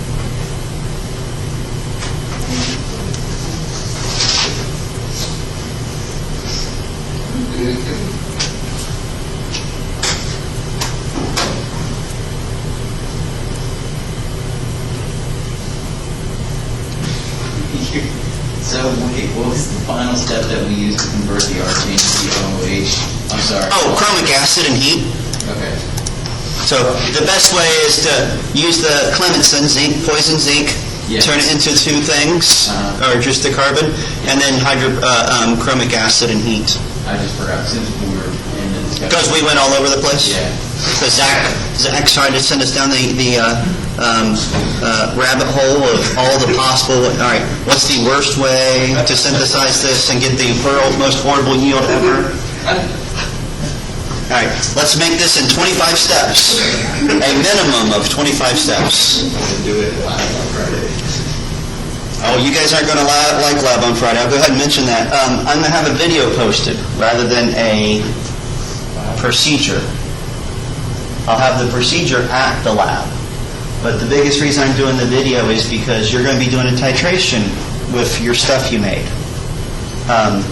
But you're going to do 20 titrations in 30 minutes. But And they're time dependent. So So your first type, I mean, we're not going to get that. We're not going to be perfect in our titration. You really have to do a titration in a minute, which involves pulling a sample out of a reaction flask, transfer it to something, titrating it, putting a number on it, and being ready for the next titration less than a minute later. No, you can do it because you guys are better than me, and I have a video of me doing it. So if I can do it by myself, I did it. As in, I used my pipette, I transferred it, I did another pipette, I transferred it, I titrated it, and got my number, and was ready for the next round in less than a minute. So if I can do that, you guys can do it as a group. And it's probably, I'll let you guys know this Friday, this is why you're not getting a procedure till Friday. We're probably going to do groups of 4 rather than your standard group. And that's mainly because we're probably not going to have enough terpital chloride. I don't know when I'm going to make it. I'm pretty sure it's completely evaporated by now. It's not evaporated, it's actually broken down, which is kind of worse. All right. Some of you look tired. Do we want to take a break from this and pick up some of this stuff at the 2 o'clock hour? Or do you want me to keep going? Keep going. Which question? He just wants to keep going. I get some tired looks. I'm going to stop recording it. At your office hours? All right, seems to be working. Let's actually just go right through the order. So question 1 in the book, which is really just drawing those structures. 2-phenylhexane, benzyl alcohol, 3-benzyl pentane, and bromoethyl benzene. All right, so 2-phenylhexane. What's the backbone? Straight hexane. Just a straight hexane, right. And what does the 2-phenyl mean? There's phenyl off the, there's a benzene off the 2 fission. Hexane.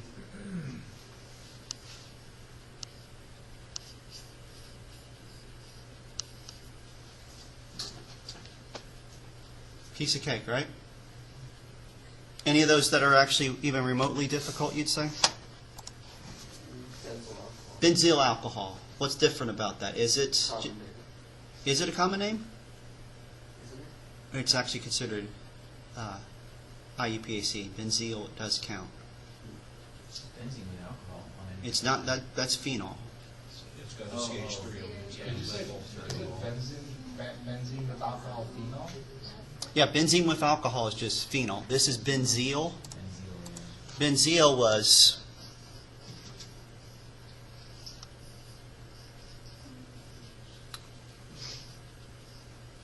so benzyl alcohol has an OH there.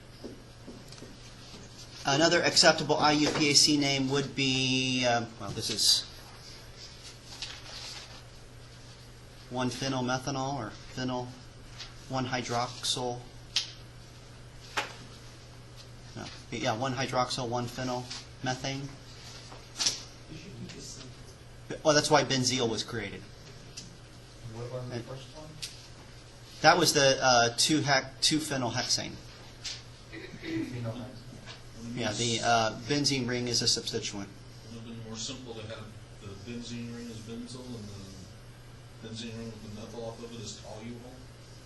I mean, just stick with the names? Oh, well, the biggest reason benzyl popped up is because it's so darn reactive. It's not because it's toluene.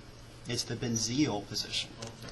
So it's got a name because it's at a position. Benzyl is a position that just happens to be there. Consistent. How about 3-benzyl pentane? Pentane chain, The third number, there's a benzyl. What's a benzyl? toluene. Essentially toluene. I like that answer. So was that pentane? Yes. And of course I did that wrong. Is that right? No. That's not right. I actually messed up because I went out of space. Because benzyl equals toluene. Benzyl equals toluene. There's a CH off of it. So what's attached, Is the CH. CH2, that's a substituent. CH2 benzene is benzyl.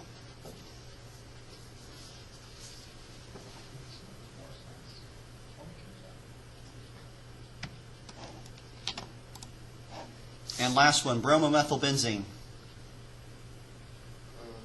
Tell us where that from. What do you think it must be to be listed like that with no numbers? They both, it would almost seem both are off the first. Is that possible on benzene? It's not.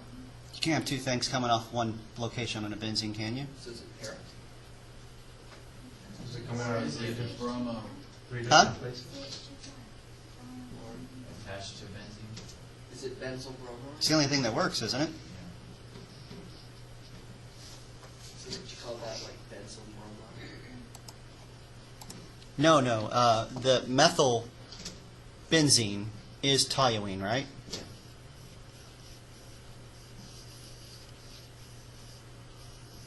Bromine's coming off of it as well. What do you call that? Bromobenzyl? Yeah. No, because benzyl is, if you notice when it's being used here, benzyl's listed as a substituent. Well, what about benzyl bromide? That actually can be used. Benzyl bromide is acceptable.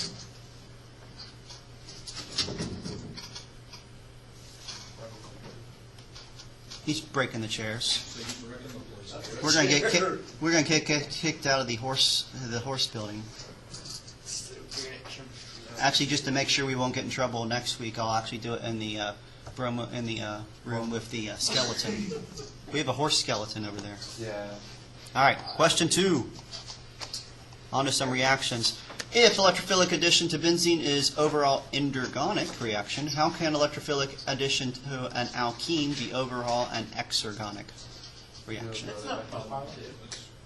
Problem 2 is why does hydration inactivate FeDr3? I am in the old book. Do we just skip right to... What's the answer to that second one then? Well, what do you think? Think about it. All right.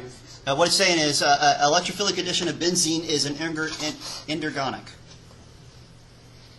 And what does endergonic mean? Energy taken? Yeah, requires energy, right? All right. But electrophilic addition to an alkene is exergonic. You can kind of relate this to the cation it forms. It's asking why does it give out energy? Why does that specific reaction? What's the difference between the cation between the two? One's a positive. Well, they're both positive. That's the definition of cation. We can see it to this thing. One maintains the double bonds, the other doesn't. That's exactly right.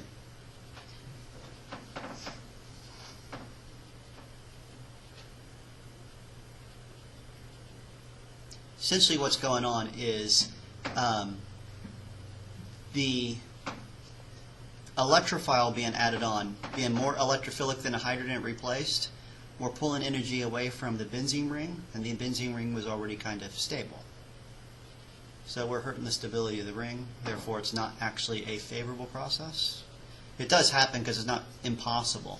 But alkenes, all alkenes are better if you substitute things other than hydrogens. Because you're withdrawing from the double bond, which makes the double bond a little bit more stable.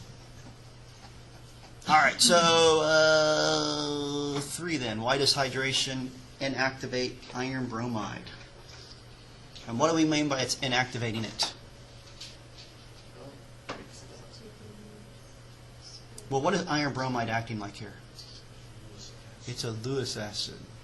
Water's on the space. Water can be a Lewis base. And what were you saying?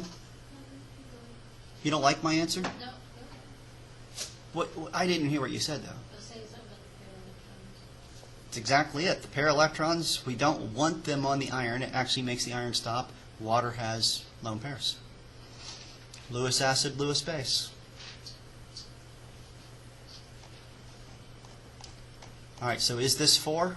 Do we really have proposed a mechanism for the following? You did just the answer though. Yeah, it's got the answer. It's worked out. And why would we do this? What would be the benefit? To make sure it really happens that way. We can hide a aromatic compound in a proton in a mar. Okay, I was thinking you could have to make sure that that's how it happened with the other. Mm-hmm. It's exactly the same thing technically, right? It'll help us with placement too, right? because you could hide your locations, and then orthopara meta for substitution actually might be a little bit easier to see. And 5, reaction coordinate system shows the rate determining step for sulfonization is slower of the 2 steps of the mechanism, whereas the rate determining step for desulfonation is faster of the 2. Is that the same question? Here's the weird thing, backwards versus forward. What's my slow step going forward? The highest climb. What's the slowest step going backwards? The highest climb.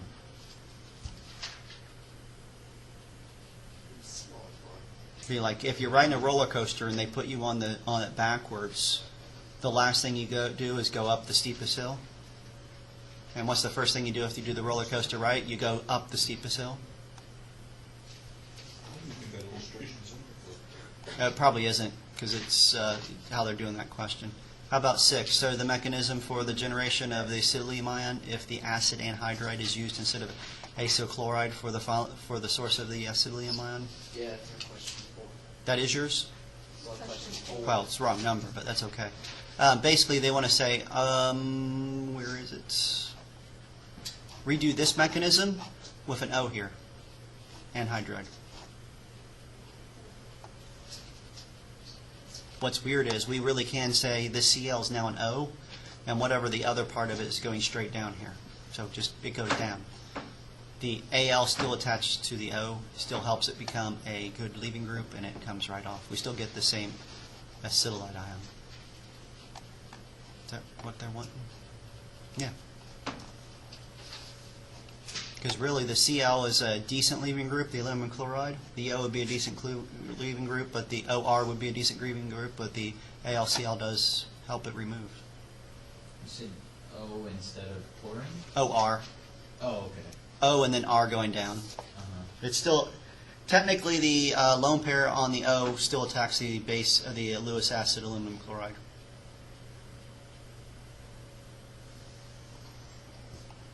It's a weird question. They just want you to draw the mechanism.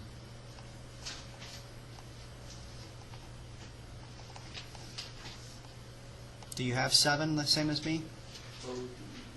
Which would be the major product of the Friedel-Crafts alkylation using the following alkyl chlorides? Yes.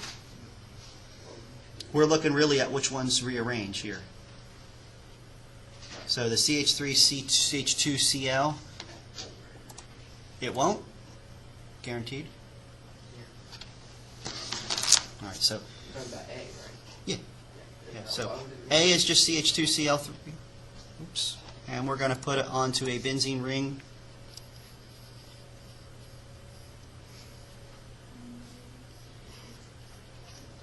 Really doesn't matter what the X is, does it? What's our catalyst here? Always? BCl. What? Wait, what? Yeah, right. Friedel-Crafts. Aluminum chloride works fine. First step is kind of creating a cation. No need for this to rearrange, so we would be expecting this just to go right on. No problem. The only problem we might have is because our product is more reactive than the reactant. If we don't have excess bromine, we are going to get mixtures with dye-substituted products. What do you mean excess bromine? Not bromine, excess benzene, sorry. Whenever you do Friedel-Crafts, always use excess benzene, so you guarantee you're only putting one thing on a benzene molecule. Yes? So on the test, like if we have something like this, do we need to put excess under the benzene to get full credit? More than likely, I will probably not care if you put that on there. What I would care about is if we're doing some of these others and we're going to get rearrangements, I want you to make note of that. Because the other ones don't do this so well, do they? Yes, sir. Yeah,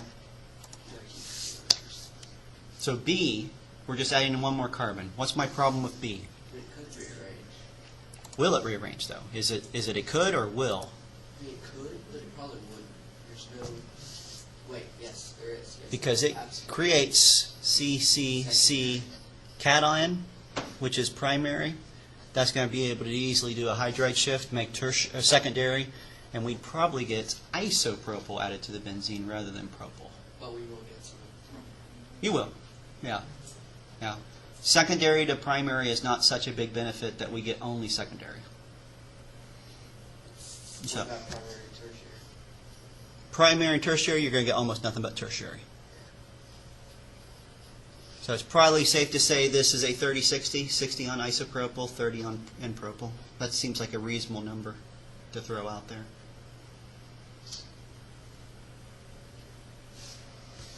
All right. I was just going to ask, because it's just something that I noticed in the book mentioning that benzene was originally B-E-N-Z-I-N instead of what it is now. Oh, with an INE? Yeah, no, just an IN. Oh, yeah. It's, Changed to match the alkene. yes. All right, CH3, CH2, CH, Cl, and CH3. I don't think it's going to rearrange. No. Best way to actually decide if it's going to rearrange. I'm getting ready to try to erase like I do in class, but I should have brought my little bamboo tablet with me. We'll get what it's called. Don't get it what? Nothing. Why it's called bamboo? Yeah. Because the original ones actually were made out of bamboo. Still powder? No, I doubt that.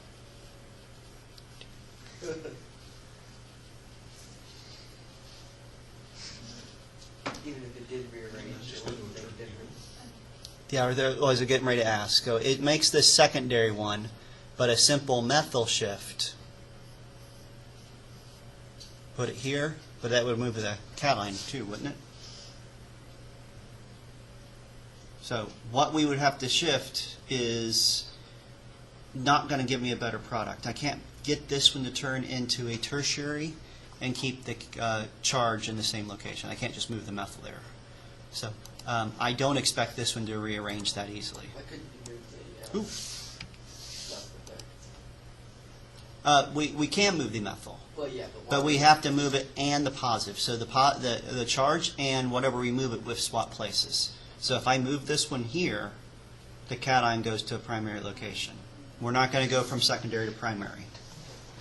So the only place I can move my carbon is to the other secondary location, and it's the same as this. So I'm not expecting a major rearrangement here. Is there a reason it will only go to that secondary? It's only going to go to something that's better than what it has. Okay. And we can't get this one to form a tertiary easily enough.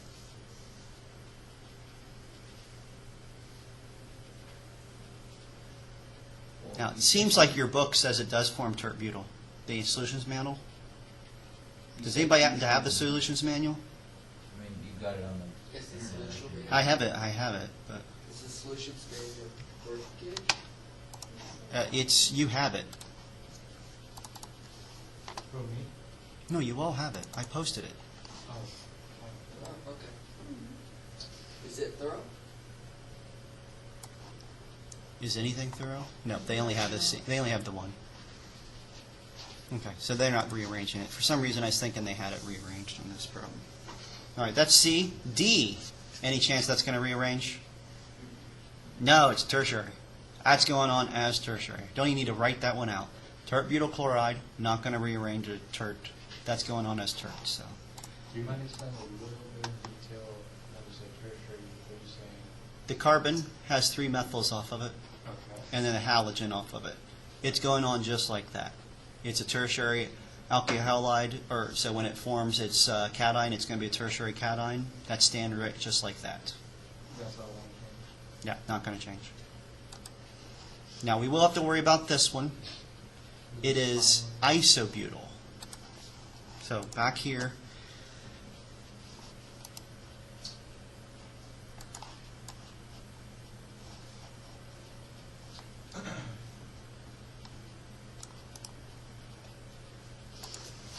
Isobutyl is carbon, carbon, carbon, carbon, X.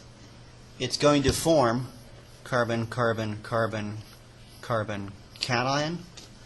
I can swap the plus with the H on the adjacent carbon and get, I'll do it down here.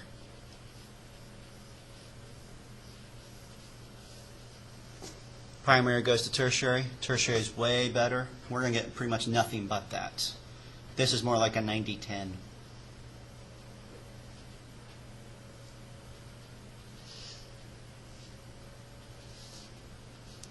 I just realized I'm hiding the answer for you two down if I write in that corner, aren't I?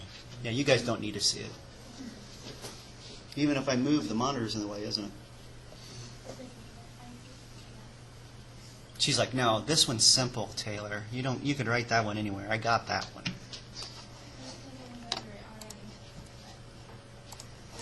Last one, CH2 double bond. The double bond. You know, I saw the deal on your solutions paper, so You're not supposed to be reading ahead of time, cheater. you had it up there. You can still choose not to read it. Really, to be honest, the trick on all these, doesn't matter what's going on there. Look at what the alkyl halide is. Make the cation. It seems to me like there's, I mean, obviously it's not the solution, it's man's path. But it seems, I mean, couldn't it just form a stable molecule? This by itself? Yeah. I mean, it has a double bond that could. Well, it's going to resonate back and forth. But here's the weird thing about resonating on this one. You're getting the same exact thing, just a mirror of it. Well, couldn't the electrons just move onto the carbon? They do, and they move away. We're missing electrons here. Okay, yeah, got it. Got one carbon that's not completely happy no matter what. We resonate, stabilize, the cation goes right on there. So we actually have this going on looking exactly like it did. And also, no, I was going to say something, but I guess that's not true. Could it? Yeah, but- Unfortunately, we can't actually have this one rearranged where we have a conjugated system. It's going to be single, single, then double. Would it rearrange after it? Now, once it's on there, it's on there. Friedel-Crafts. All right. How we're mostly going to do Friedel-Crafts when we have something rearranged is actually use the acylation, which is probably what the next question is dealing with. All right. So how are we going to go about preparing these from benzene? Same question. Huh? You said it's the same question on ours, but it's pointless You use Check. CL3 and then H2O basis, right? Yeah, it is Friedel-Crafts. Do I have to do anything special with this one, or could I put this on there just like it is? More importantly, can I just do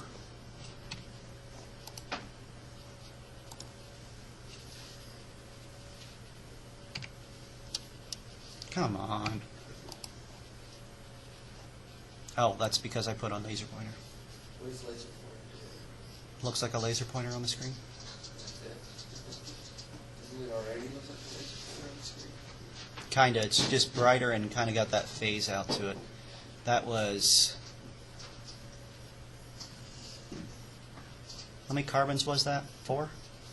Was it a 5-member ring? 5-person altogether? 4 with a methyl uplift across the first one. Wrong. Yeah. All right. So,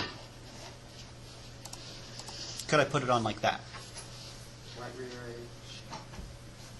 But couldn't it,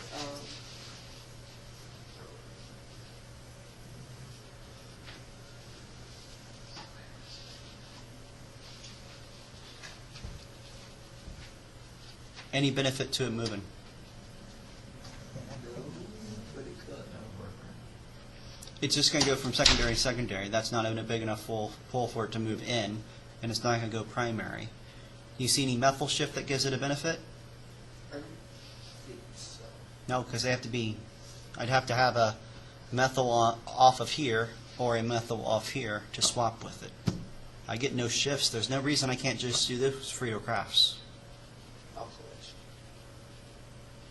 Just standard Friedel-Crafts, just an RX. The only thing I would do is excess here. So I don't have to worry about having dye substituted.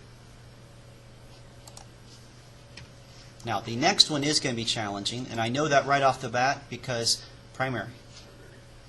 If I'm ever making a benzylic position where there's nothing else on there, I'd have to put this on as a primary cation, and I can never have a primary cation if we're next to a secondary.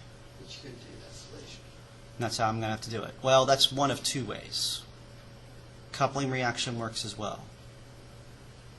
This one's easy enough to do by, instead of, we have the same basic ingredients we're going to add, so it's still going to be aluminum chloride.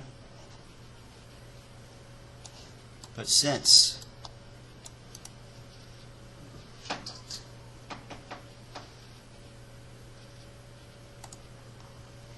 I want 5 in a row, put this on as a halogen, or as a carbonyl.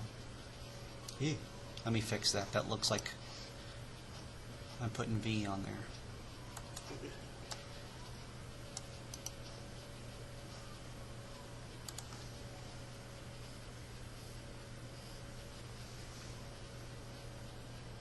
Halogen comes off, we go on as a carbonyl. How are we going to get rid of a carbonyl? Yeah. Don't worry about like Wolff-Kishner or anything, just hydrogen and poison palladium. That says PD/C, obviously, right?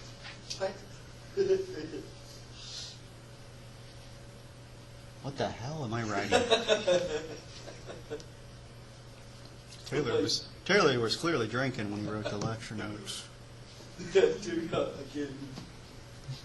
What is that? Well, I did have alcohol at the cafeteria. That was funny, though, when you told her, oh, this is alcohol. Poison palladium, PD/C. I thought it was rainy nickel that, Oh, it'll do that too. okay. Any catalyst. Rainy nickel, we'd probably have to heat here. Poison palladium works a little bit better when we're dealing with carbonyls. Look at that. Actually, rainy nickel, this would turn this into an alcohol. Yeah. So we do want the poison palladium on this one, Why would it turn into an alcohol? because it just adds H's across the double bond. So, what does PCC do? Yeah, I have no idea what the mechanism is. I just know we use that one to actually go straight to CH2 there. Or at least the book does. PCC would edit is confused the catalyst with taking the alcohol. So using PCC would actually take out the ozone. Isn't there drugs because of You're thinking PCP. Yeah. I would avoid it because it's toxic. I mean, I really would. The two ways I do it is like ours say it. Well, it's saying Clemens and Wolff-Kishner. But hydrogen, palladium, cadmium, calcium turns it into CH2. And it is much safer. If I were doing something else, it'd be the poison zinc, Clemenson. I love the way they have that. Just, we'll use rocket fuel or. Huh? You got the poison part, right? Well, it's ironic that once the zinc and mercury are in amalgam, it's relatively safe. I mean, if you overheat it, you can get the mercury to do weird things, but for the most part, there's no reason why we couldn't have this on this campus and just repeatedly use it over and over and over and over. I mean, the only reason I wouldn't really is because there's no benefit to this mechanism, and I always have students who don't listen to my directions and would overheat this. Right? I get why you're looking at me. Guys always trying to rush ahead? Yeah. I don't usually do that. And boys are terrible. The other way we could do this is a coupling reaction. Just actually put a halogen on there. Do an organoborane, so put the pentane off of a boron. And you can just say BRO2. Put the OR in parentheses. And then your ligands off your palladium, and you'll get it right on there. Or do the organocuprate. So your R group that you want to put on there, pentane with copper lithium. What was the movie? Every time you say boron, it's an Adam Sandler movie. And then he had to go back to school. Billy Madison. Borophyll, more like borophyll. Yeah. I'm actually I'm proud to say I never watched that one. It's fun. I just have less of an opinion of you now. There. Or, but to do, I to put can't do the, the cellulose, that should be. I can't fault it. I actually like that movie Blended that he's in, and it's horrible. Blended? Blended. See that one where he played his own sister was awful. Blended. It's another one with him and Drew Barrymore, and they go to. You know what? I actually don't mind him. I can't stand Drew Barrymore. I think she reminds me of my sister. I think that's a problem. Oh, I don't think I'd like to hang out with either one of them, but they actually do a reasonably good job as an on-screen couple. Yeah, they do. They do. have Because chemistry, right? I can't see anybody wanting to be with him or her. His wife is pretty hot, from what I understand. I think it was- Well, and he's been married forever. I mean, he's a dad. I mean, that's just wait. He's a Hollywood guy. Yeah. to put the chlorine on there, just Cl2 and FeCl2. Zach, we were talking about movie stars, man. Come on, dude. Yeah, but Which- we're which- talking about movie stars put I the don't CL on care what? about. Put the CL on what? The benzene. Huh? We were talking about that earlier. No, Cl comes on the benzene, and you start with that, is what he's saying. Well, yeah, but Yeah. put it on there. Just benzene and chlorine with iron chloride. Yeah, what's Yeah. it called? Just double check. Yeah. Or bromine with iron bromide. I'd go with this one. I like it's easier to remember, right? Copper lithium, CuLi. R group CuLi. Bam, it's on there. All right, then number 10. No, I skipped 9. What's going to happen when we treat that particular thing with chromic acid? I can't see what it is. It's in the... Oh, it's in the glare. It is a isopropyl off of a benzene ring. Okay. Is I it don't actually know the what... CO benzene? It's a carboxylic acid. We'll turn that one into a carboxylic acid. Yeah, the only rule is you have to have a hydrogen off that carbon. If you have a hydrogen on that carbon, it turns right into a carboxylic acid. Only one that won't work on is the terp. 2-butyl. So your final answer on that one? COOH. That's right, it turns to everything. Everything goes to COOH. The next one had them in, or was it the next one? I think we went down, didn't we? Yeah, B. I have 2 carbons with H's on it. You're just going to get 2 COOHs, right? Both of them turn into carboxylic acid. So I have metacarboxylic acid. And I'll mess with people's head. I'll write it over here. Yes, it moves. It's matter. HOOC. Hook.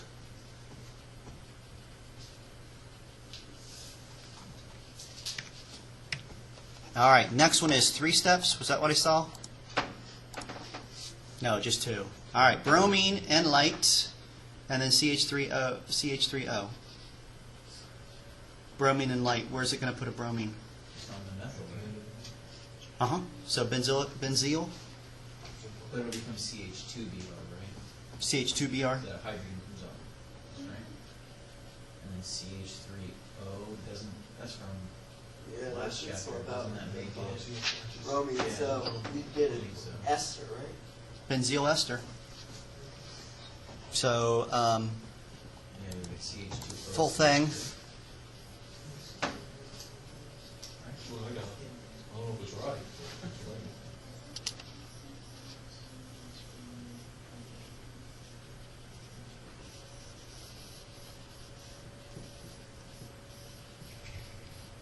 Thank you for Well, you all work the same way with NBS and peroxides, because that's what I wrote down. Oh, MBS and peroxide's probably a better idea. That idea. So it works almost the same way as... Well, here's the weird thing. If I did this with just bromine and light, more than likely I'm going to replace every single one of those with bromine. NBS when you do that. MBS is going to do one at a time. So if I did one MBS to one benzene or one toluene, I'm going to put one bromine on. But if I use BR2, it's actually going to add the second one on there and the third one on there really quick. So this is not necessarily the best bet. So you know, Now, that with just an OR, with the ORs with benzene. because it really doesn't matter what we did, what the R is. It's just going to replace. You know, I find somewhat, That's brilliant drawing, ain't it? Huh? somewhat vexing, I suppose. A good word to use there. Is for NBS, I cannot remember what NBS stands for, but I can remember the joke you made right afterwards. Nicole Brown Simpson? Yeah. That's the only thing I remember about it. Yeah. What's so crazy is we use it again in analytical chem to determine the vitamin C and OJ. We did that lab right about the time that's all what was going on. So yeah, we're going to use the MBS. We're going to use Nicole Brown Simpson to find out how much vitamin C is in OJ.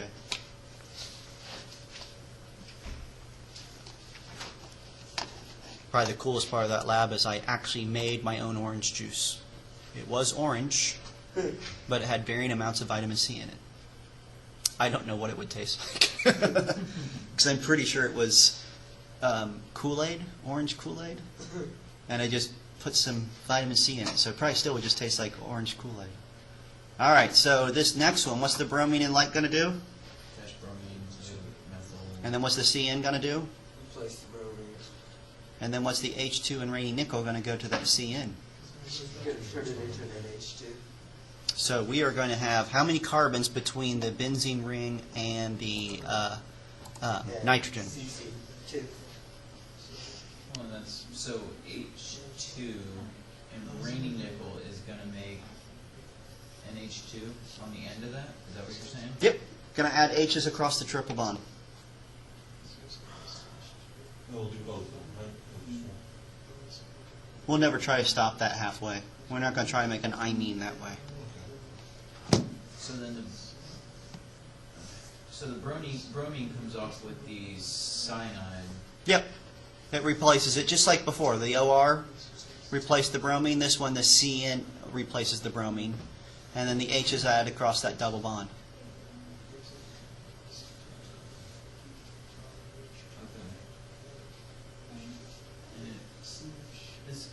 This is where I started getting myself. So I know that cyanide produces a primary amine, right? Is that correct? Yeah, that's what we got here. Okay. But do you have to have, the halogen isn't a necessary part of the cyanide though, right? No, that's just to have a place for us to put the cyanide. So after we put the bromine on there, we're just doing an SN2 to replace it with the cyanide. It's just that the benzylic position is darn reactive, so it's easy to do it that way.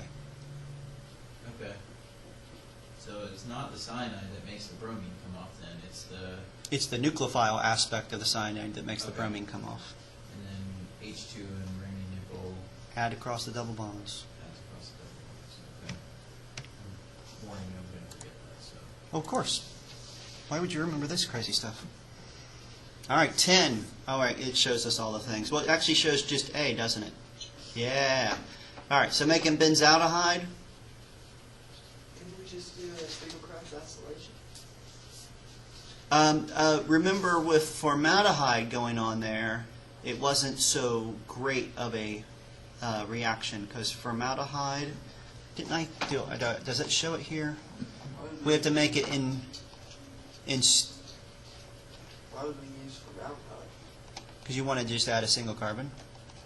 Why don't we just use ClC? Double bond O. COC. This is just like Cl bonded to a carbon, double bonded to an O, bonded to an H. The carbon's bonded to the H. It's going to be too reactive. We might be able to do this with a Could we, if it's too reactive, could we cool acid. it? I wonder if there is such a thing as an acid anhydride. I'm kind of with him. Why not just, I thought that's what you did with Friedel. Well, all right, so Friedel craft acylation is just, so what you guys would like, you start with benzene. and well, along with the aluminum chloride, instead use Well, it's more like benzene plus kind of the acyl, and then react it with AlCl3 and H2O. I mean, that's Friedel craft acylation. And if it's too reactive, can't we just cool it? I actually don't think that's going to be stable enough. That's literally how our book says to do it. No, it doesn't. I copied it verbatim. Here. It wants you to turn CH3. Why?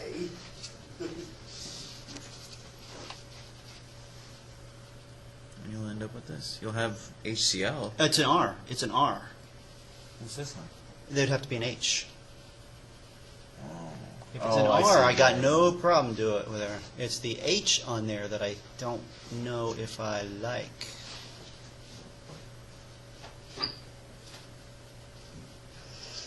So, Gatterman and Koch reaction is better. Is how we want to do that. All right. So 919. Yeah. Okay. We're going to see this. This is why. That molecule is too unstable. So we are going to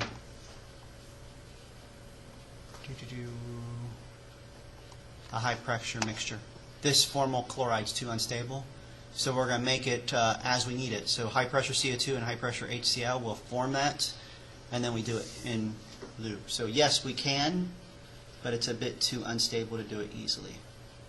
So the mechanism the book is showing is, all right, so how are we going to do it where we don't die?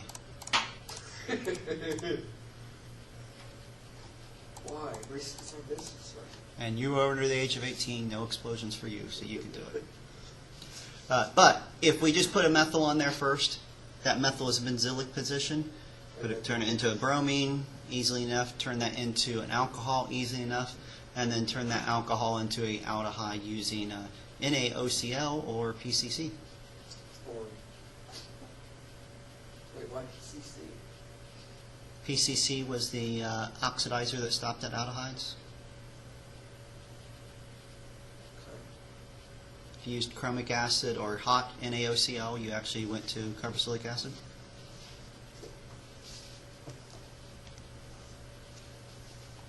Why couldn't?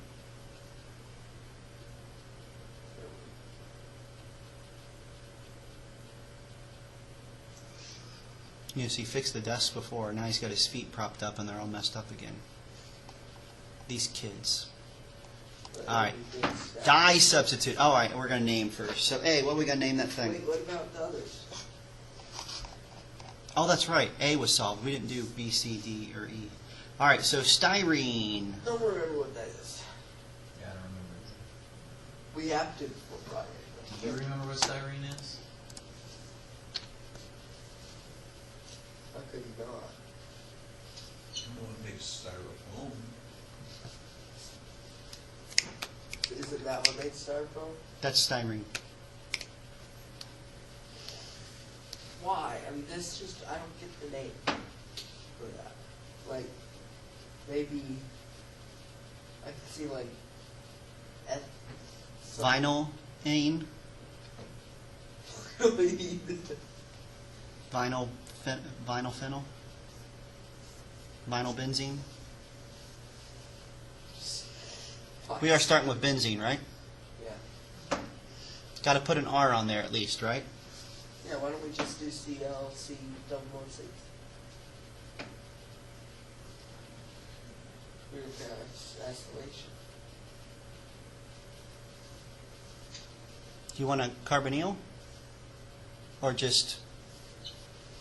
You're right, alkylation. So then just start with CH2, CH3, right? AlCl3. Okay, I'm good with this. So double bonds, right? We can't do that, can we? Wait, what do you mean? Or could we do it? Could this be a double one? Huh? Yeah. No, I'm saying CH2, CH3. Yeah, but that could be a double bond. Yeah, I'm fine. All right, can we do just a double bond and go straight to this? I think so. No, because the carbon that is going to bond to, well, you can't, it's not going to be electrophilic enough. Well, we didn't have a positive one, so. It could kind of be electrophilic. The aluminum chloride will help it. We actually could do this. Really? Yeah. Stable. It's stable enough. It's hard to make. Vinyl halide is a hard one to get a hold of. So let's make it out of something we can get a hold of.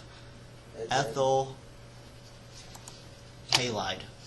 And then just turn it into a. How are we going to put a double bond there? Huh? Put a bromine on it. Good idea. Turn it into an alcohol and then cook it. No. I don't think you have to turn it into an alcohol, do you? Probably You could not. like turn into, yeah, there you go, bromine or like, Because where's it going to put the bromine? Right there. yeah. Always on benzyl position, right? How do you eliminate a bromine to an alkene? If you Hmm? And I was going to do this, OR negative and heat, Oh, yeah. because it causes a favorable emulation, and this one probably is anyway, because it's going to be conjugated. Yeah. Roger's I something bet weird. the book doesn't do it that way. Mm-hmm. And then I did another way too. Yeah, I like this way. This is the one I was going to go with. Put the bromine on there first. CH2, CH2 with just the palladium ligand. Goes right on there. Mm. Why? It's a coupling reaction. And you can do a coupling reaction to a vinyl. Heck, we got a lot of flexibility in how we can do this coupling reaction, but this is the definite one. The PDL2 and this are just solvents. The only thing that was important was to mention that guy. But it puts ethyl right on. Huh? We did the upper one. We did the upper one. So, as a general rule, PDL2, I know that's last semester, but what? That's this semester. Oh, isn't That was our first chapter. Coupling reactions. it? What? So what is PDL2? Palladium. I mean, I know it's Well, palladium. L is ligand. Yeah, but It's what is- just a thing that's attached to the palladium. So what does it do as far as our reactions? are Oh, it concerned? actually lowers the ability for those electrons to move around on the palladium. Keeps it acting as like a Lewis acid.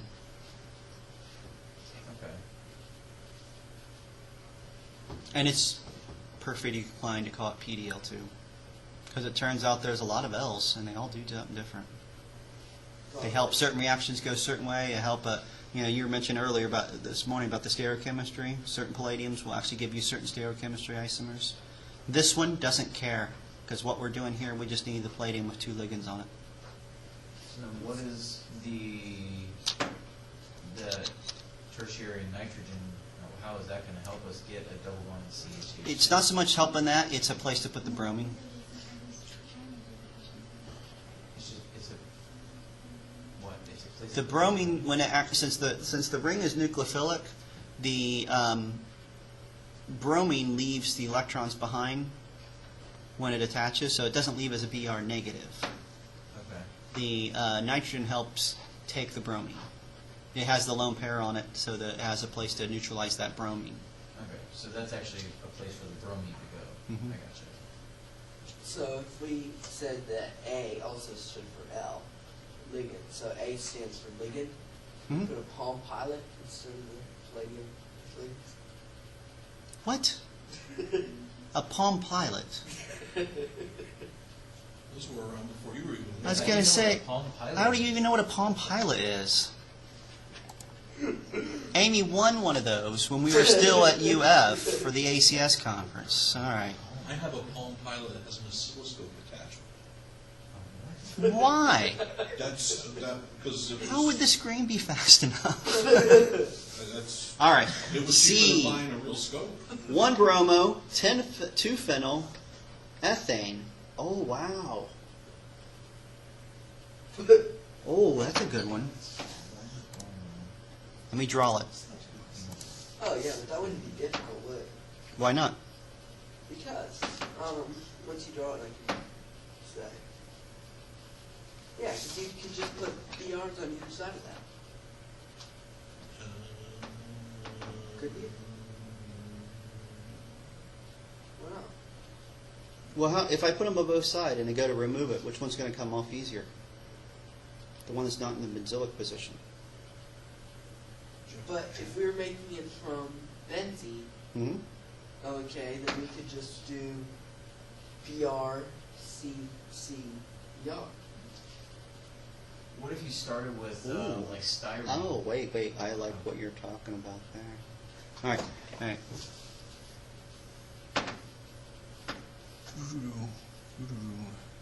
C, C, X, BR. Obviously, do both of them BR would be better, right? And just go straight there with aluminum chloride.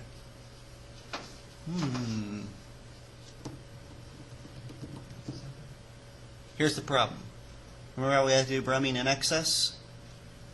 Or benzene. Benzene in excess? This We hook together benzene.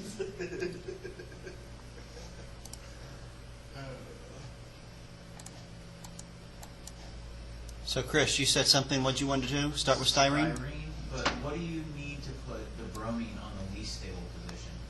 Isn't There is something. There was a way. Isn't it like H2SO4 does that? No. Let me find my old notes. How do you get it to not go on benzylic? Because if you started with styrene, you could do like HBr, and then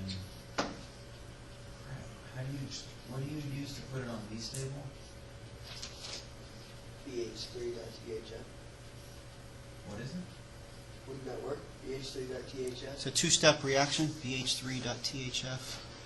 No, that would put an OH on there, but actually And then that you doesn't. replace the OH with a BR, right? 'Cause if you But we still have. That would actually use a hydrohalide,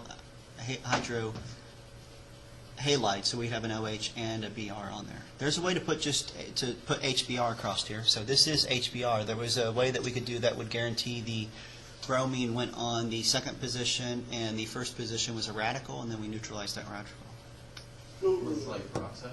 Peroxides. Yes. Everybody remember the second step? No. No.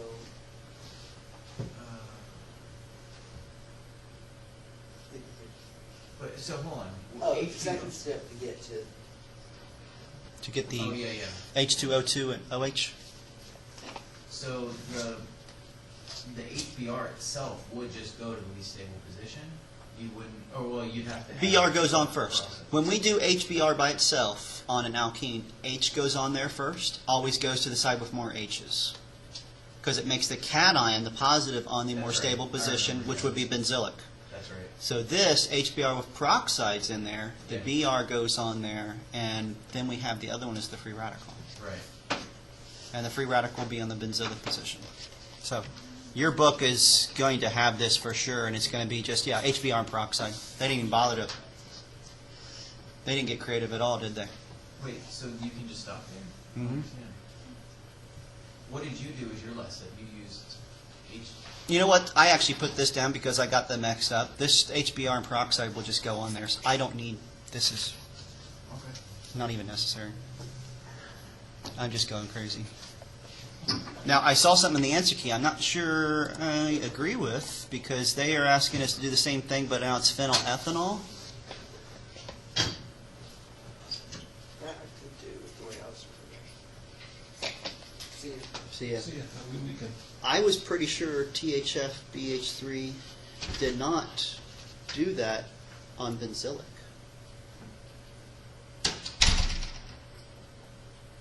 But I'm thinking I must be wrong. Couldn't we just do Fieldcraft's oscillation? Same thing as before, but just use, so start with styrene.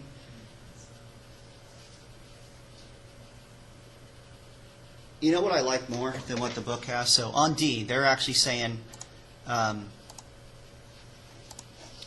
D, they're doing BH3 and THF, anti-Markovnikov addition of OH to an alkene. I would prefer we made this first, and then just did an SN2 with some strong OH. Because that doesn't have the BH3 and all that? Yeah. And I guarantee it's not going to rearrange, because I'm pretty sure, I'd have to back up to our book, but I'm pretty sure our book does point out that BH3 can actually do that reverse, because benzylic is actually so much stronger location. Interesting. But I don't remember that for sure. Could we do, So I would actually accept that if we did that way. I'd accept that answer. Wait, start with that? Is that what you're saying? Start with a styrene and just do BH3 THF, because that's anti-Markovnikov addition. could we do BR, CH2, OH, ALCL3? No. Hold on, now you have me confused about the last one, because you said start with styrene, which, like I proposed this reaction for the last one, but you're saying to do it. Oh, no, what I was saying is a way to actually make this product, Uh-huh, we could start with this yeah, and just add OH. yeah. And do an SN2. Now we will get some SN, or we will get E2 as well, and we'll just go back to styrene. So we would actually, if we did added OH this, we are going to get a lot of that as well.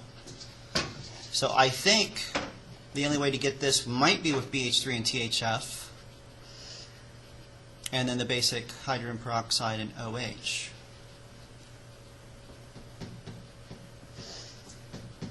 So I am going to go with that as the best option. Why would mine work here? What was your way? Be, BR on one side and OH on the other? yeah. The end up with the aluminum chloride acid, we would actually have the halogen come off and end up making a bunch of ethene. You'd actually eliminate both of your nucleophiles. Cl would come off because of the acidic nature of aluminum chloride, and then you just eliminate the OH.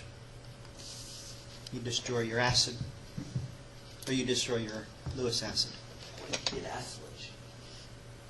With carbonyl, and then an X, Well, I mean, yeah, and then H2. an alpha hydroxy carbonyl.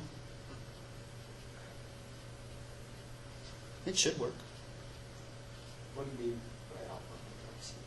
Well, you'd have to have the OH on there for the ethanol part. So you'd have to have an OH on the acylation. So there'd be you have your carbonyl, and the very next carbon would have to be an OH. That's your alpha position. So an alpha hydroxy carbonyl. Should work. And I think it actually eliminated itself too easy. They do what? I think it eliminated itself too easy. Wait, So wasn't we'd there lose the also- OH. Wasn't there a way we could create a primary alcohol from Carbonyl? a carbonyl? Yeah, but it would actually be on that. The carbonyl would connect directly to the benzene. Yeah. We'd need it to be a one away. Because this is, Even on ethyl. well, ethanol, this is ethanol with the phenyl on the 2 group. So the phenyl, the benzene's connected to the first carbon, the OH is connected to the second carbon. Oh yeah. I think the only way that's coming to mind that we could actually possibly get any yield at all that's worthwhile is the BH3 and THF. Analyze, We buy it, we don't make it. No, but our book showed this one, and I think I actually went over it. Make a nitro. for the analog. So make a nitro with HNO3 and H2SO4, and then reduce that with some hydrogen, poison palladium and hydrogen, and it'll turn it into an NH2. Right, 'cause I was going to ask, it's just toluene and NH2. No, if I did toluene and NH2, But no, that's out, isn't that analog? no, aniline is just benzene ring with an NH2 coming off of it.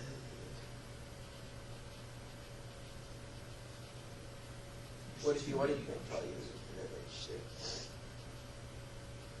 Off the Both of them simultaneously? I would start with benzene. I mean, I would start with toluene. And then how would you get the NH2 onto Same way. Put a nitro group on there and then reduce the nitro to an aniline. Benzoic acid should be pretty easy, right? Yeah, what are you going to put on there first? What is this? CH3Cl with AlCl3, and then, so basically you'll do Friedel-Crafts, and then just use like chromic acid. Yep. Yeah, so make toluene, or start with toluene. Don't you have to use heat too? Yeah, Start chromic with acid toluene. and heat.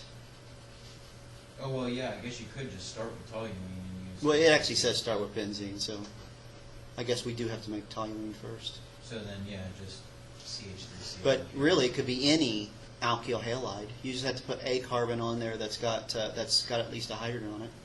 So put a primary or secondary halide, and then do chromic acid and heat, and you got a carboxylic acid. Can you do acylation?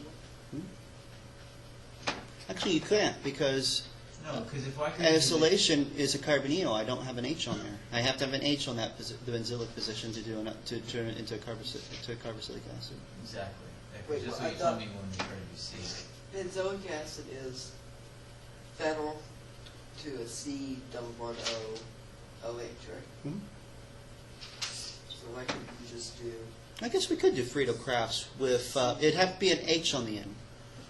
What do you mean with I H? thought you said So you you- couldn't do Friedel-Crafts acylation because that's an R group, not an H. Yeah, that's what I was getting ready to say. We can't put just the H. We can't put formaldehyde off of a benzene easy. That was the Gatterman-Koch thing. But what about putting a, If there's an R group on there, you can't oxidize that down. You can't start with a ketone and oxidize it to a carboxylic acid. I'm saying start with carboxylic acid. Well, if we start with carboxylic acid, we already have benzoic acid. Well, no, I mean, benzene, Uh-huh. and then phenylcast acylation with ClCOOH.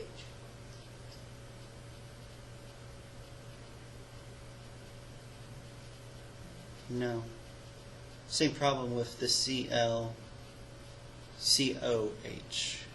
Too unstable of a starting ingredient. That's too close to Gadamer-Koch problems. All right, next question. My head hurts from that one. I don't want to do anymore.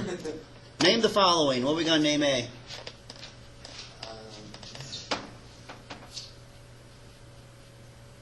2-ethylphenol. 2-ethylphenol. How about B? What, can you say orthoethylphenol or is it a 3-2-ethyl? What's so weird is your book probably says you can call it ortho. I say you can't because those aren't the same substituents. And I think IUPAC agrees with me. The ortho metapara can only be in the name if they are the same, or they're like in the bottom one where they're common names, like the toluiodide or creosol. Okay, with Chlorine and bromine? 1,3-chloro or bromochlorobenzene. No. 1 bromo, Oh. 3 fluorobenzene. Yeah. 1 bromo, 3 chloro. So I said. You said 1,3 bromochloro. Chloro. Yeah, I know. Someone else is tired. All right, next one. Carboxylic acid has, wait, hang on. It's got a common name backbone. 3 bromo benzoic acid. Nope. Benzaldehyde. 3 benzoic. bromobenzaldehyde. Last one. 1 Two ethyl. Oh, 2 wait. ethyl, 1 methyl. Or no, I'm No, sorry. 2 yeah. no. Because you'd have to call One it ethyl. methylbenzene. You can So call it 2 methylbenzene. methylbenzene. So 2-ethylmethylbenzene. Could you call it ethyltoluene? No. Why not? Toluene's when it only has a single CH3 on there. Okay. Otherwise, it's methylbenzene. Okay. That was that weird one. You Yeah. could also call this 1-ethyl, 2-methylbenzene. That's what I started to say. What if it was, so that's no matter what you're putting on there? With the toluene thing? Yeah, it's toluene if it's just benzene with a CH3. If it's anything else coming off there, and if you want to call the backbone toluene, then it's methylbenzene. What about 12? 12 is a fun one. What's the two things off toluiodine? One of them should be obvious. It's an NH2 and a CH3, right? CH3 is right.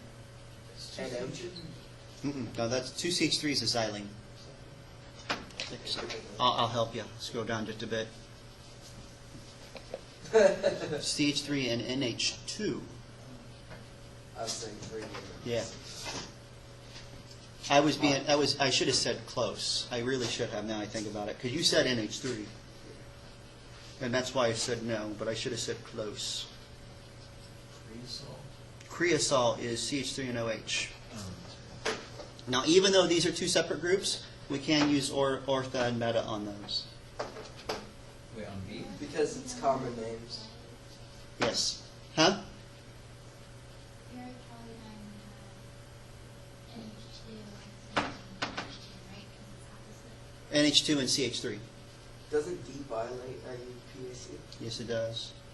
But benzene sulfonic acid is allowable as a common name. That'd be SO3H, right? Mhm. And then ortho, so neighboring CO. Mhm. H, okay. And what was creosol? CH3 and OH.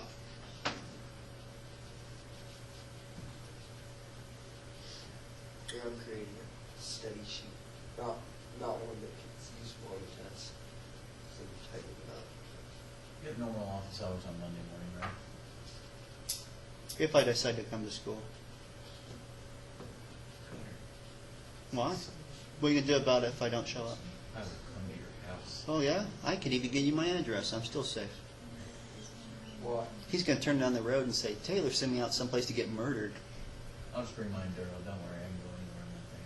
I don't say you can't go anywhere. You're going to look at it and say, man, this is where people go to get killed. I'm fine with that. I'm going to even direct, I'll put signs up this way and send you back to the woods where I put the bodies. That sounds like you live on your grandparents' farm. I'm pretty resourceful when I need. All right, draw the structures. Can't see it. Still can't see C.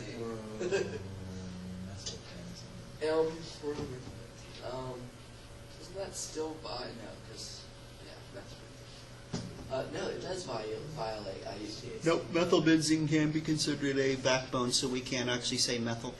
But We can you say can't meta. We can say meta for that. Okay, fine. You can't say meta chloroethylbenzene.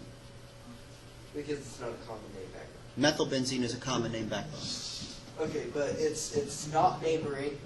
There's a space between Yeah. them, and then it's CL. So 1,3. Yeah. And then para-bromo. No. This is the same thing. Oh, that's bromo. So Bromo on one side, and what's on the other? OH. OH.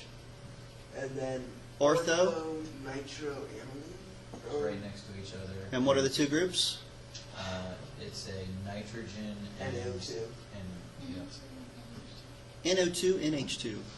Yes. Metachlorobenzonitrile. What's they're 1 and 3, but what are the two groups? Chlorine and nitro. What's a nitrile?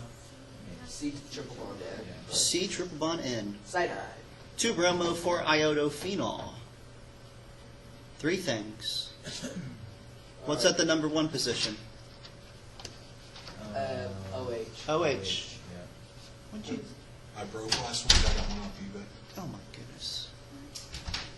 just on my last take. Stop doing that. You know how many of those flasks I got? Line out how much they are new. You know how much I'm gonna have to throw away when we get into slabs? OH is at 1, 2 is bromo, 4 is iodine. Metadichlorobenzene. So Let's skip that one. It's too easy. 2,5 The previous one was too dinitrobenzoaldehyde. Huh? You said the previous one was too easy. 2,5 dinitrobenzoaldehyde. What's at the number 1 position? 5, and then 1 is an aldehyde. What is an aldehyde? COH. double bond into OH. Yeah, just a formal group. 4-bromo 3-chloroaniline. What's aniline? NH2. No. Yes. NH2. Yeah. Go And on. xylene, orthoxylene. What are the two groups? I don't remember. CH3, CH3. CH3, CH3, and they are ortho, so 1, 2. All right, now we got fixed names. 2,4,6 tribromobenzene. What's wrong with that? There's one of them that starts at 2. Yeah, one of them has to be at 1, right? All right. So how about 135? Yeah. Okay. 3. 3-hydroxynitrobenzene. Nitrobenzene is not a common name background. Nope, but hydroxybenzene kind of is. We could just have 3-nitrophenol. 3-nitrophenol is better, yes. Okay. Let's see. Paramethylbromobenzene. I like that name. That's a horrifying name. All right. Parabromomethyl. Yep, that's allowed, because methylbenzene is toluene, so parabromomethyl is allowable name. All right. And 1,6-dichlorobenzene. It starts with 1. That has to be right. Para-dichlorobenzene. No. Para would be 1,4. Oh, right. Ortho-dichlorobenzene. Or, what would it be if you wanted to do numbers? Yeah, 1, 2.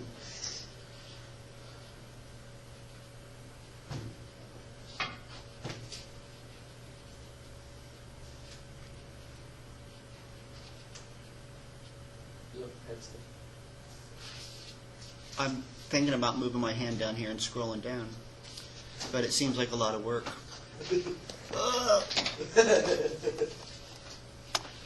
So I know you're going to miss me, but I have to go. I'll see you Monday. You better be there. I'm coming to your house. So you telling us that only a short little while ago you were mostly dead?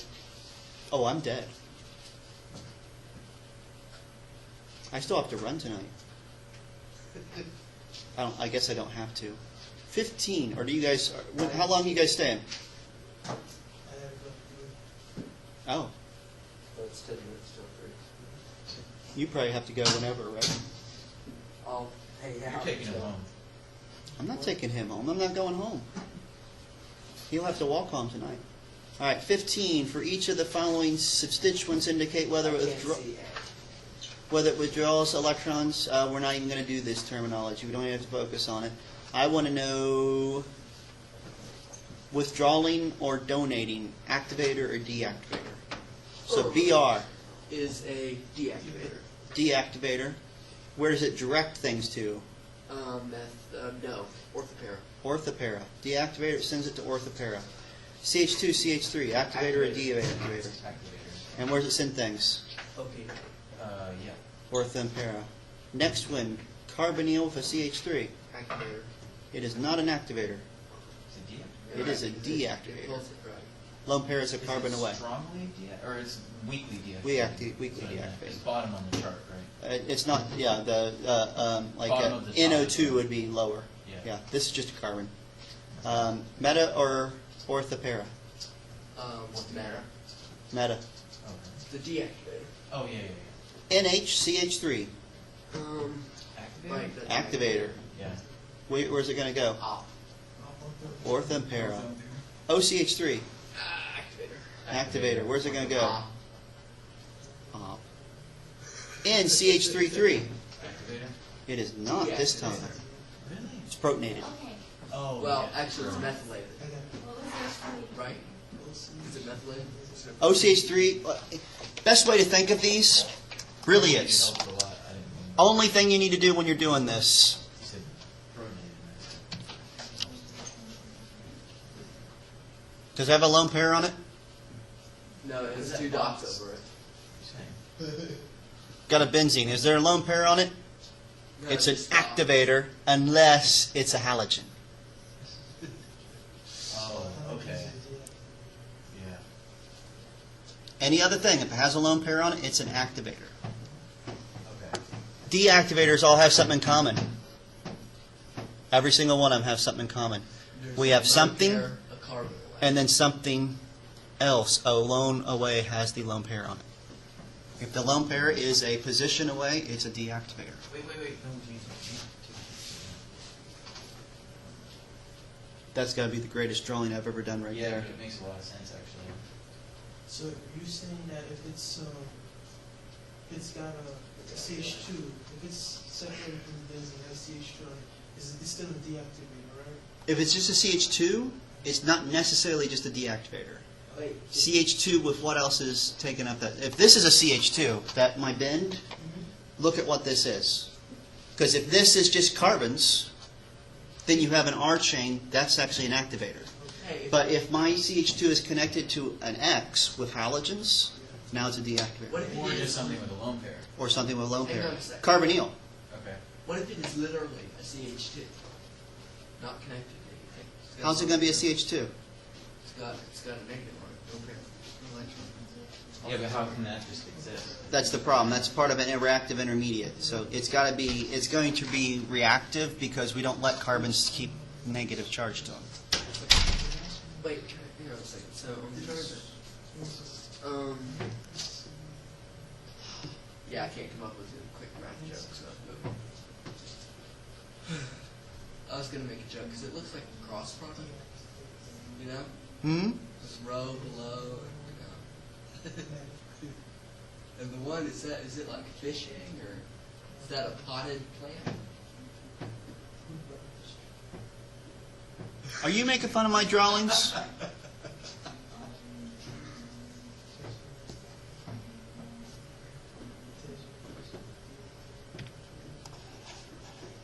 So now we got those little rules there, so let's look at this.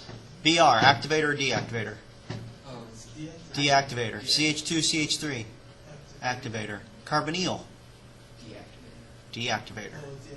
Active This particular nitrogen, is an activator. activator. It's an activator. Oh, because- Count that, how many things are coming off of it. It's only got 2 things off of it. It must be still have a lone pair on it. Okay. Or ask yourself, does it have a lone pair? If it's got a lone pair, it's an activator. OCH3, It's an activator. activator. This one, does it have a lone pair? No. So it's a deactivator. But it is not protonated. It is not protonated, but it is deactivated. I know, but I'm just nitpicking. Earlier you said it's protonated. Because that was the one that confused me the most, is how would you specifically want this this section? Oh. Because when it came to activators and deactivators, I know some of the reactions would favor ortho or metal. Depends on the activation and the activation is. Like, I'm not sure because I was doing a worksheet.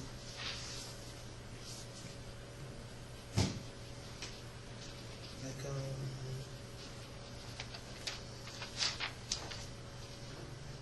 okay. Like when it comes to something like some of these here, I didn't get to finish it, but okay, this one right here just confused me the most. The major mononitration product of it Yeah. below. Yeah. Since both of these are deactivators, Yeah, we're going to go with the most active, which is bromine. Bromine. So bromine directs ortho and para. Mm-hmm. And, gosh, it's going to be a toss-up between here and here. So something like right here and then right here will be Yes. mostly the active area. So You leaving us? Okay. Have a good day. Thank you. I see it. Thank you.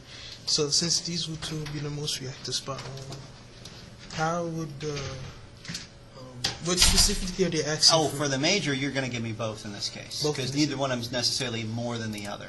There's some steric hindrance going on that blocks this side a little bit more. Mm-hmm. So if I were choosing an absolute one that's definitely slightly more than the others, I would put it here because it's going to be a little bit easier. Okay. But that is a maybe. Maybe. Yeah. It's a maybe. Now here, we're only going to have one product because I have an O on this side, so Okay. that's an activator. We're going to go ortho to it. Or ortho. Okay, so since it's deactivators, this one's both deactivators, so it can go either meta or ortho. Yes. Okay, but this one, since it's an activator, it has to go ortho. Yeah. Okay. Well, actually, this is ortho and para to that Oh. bromine. Yeah, that's what I meant. Yeah. Ortho and para to that bromine. Yeah. Because this one would be ortho to this The oxide. this oxide. Ether. Ether. Yeah, I see. This is. Let me get in there. Loads of fun, huh? Question. Is this here for just like style points? Or No, it's how And this I don't gets think it's power. wood bearing. This is how it gets power. Seriously? Huh. Yeah, it's just That's interesting. it's a power pole. That explains it. Why it moves so much. Stop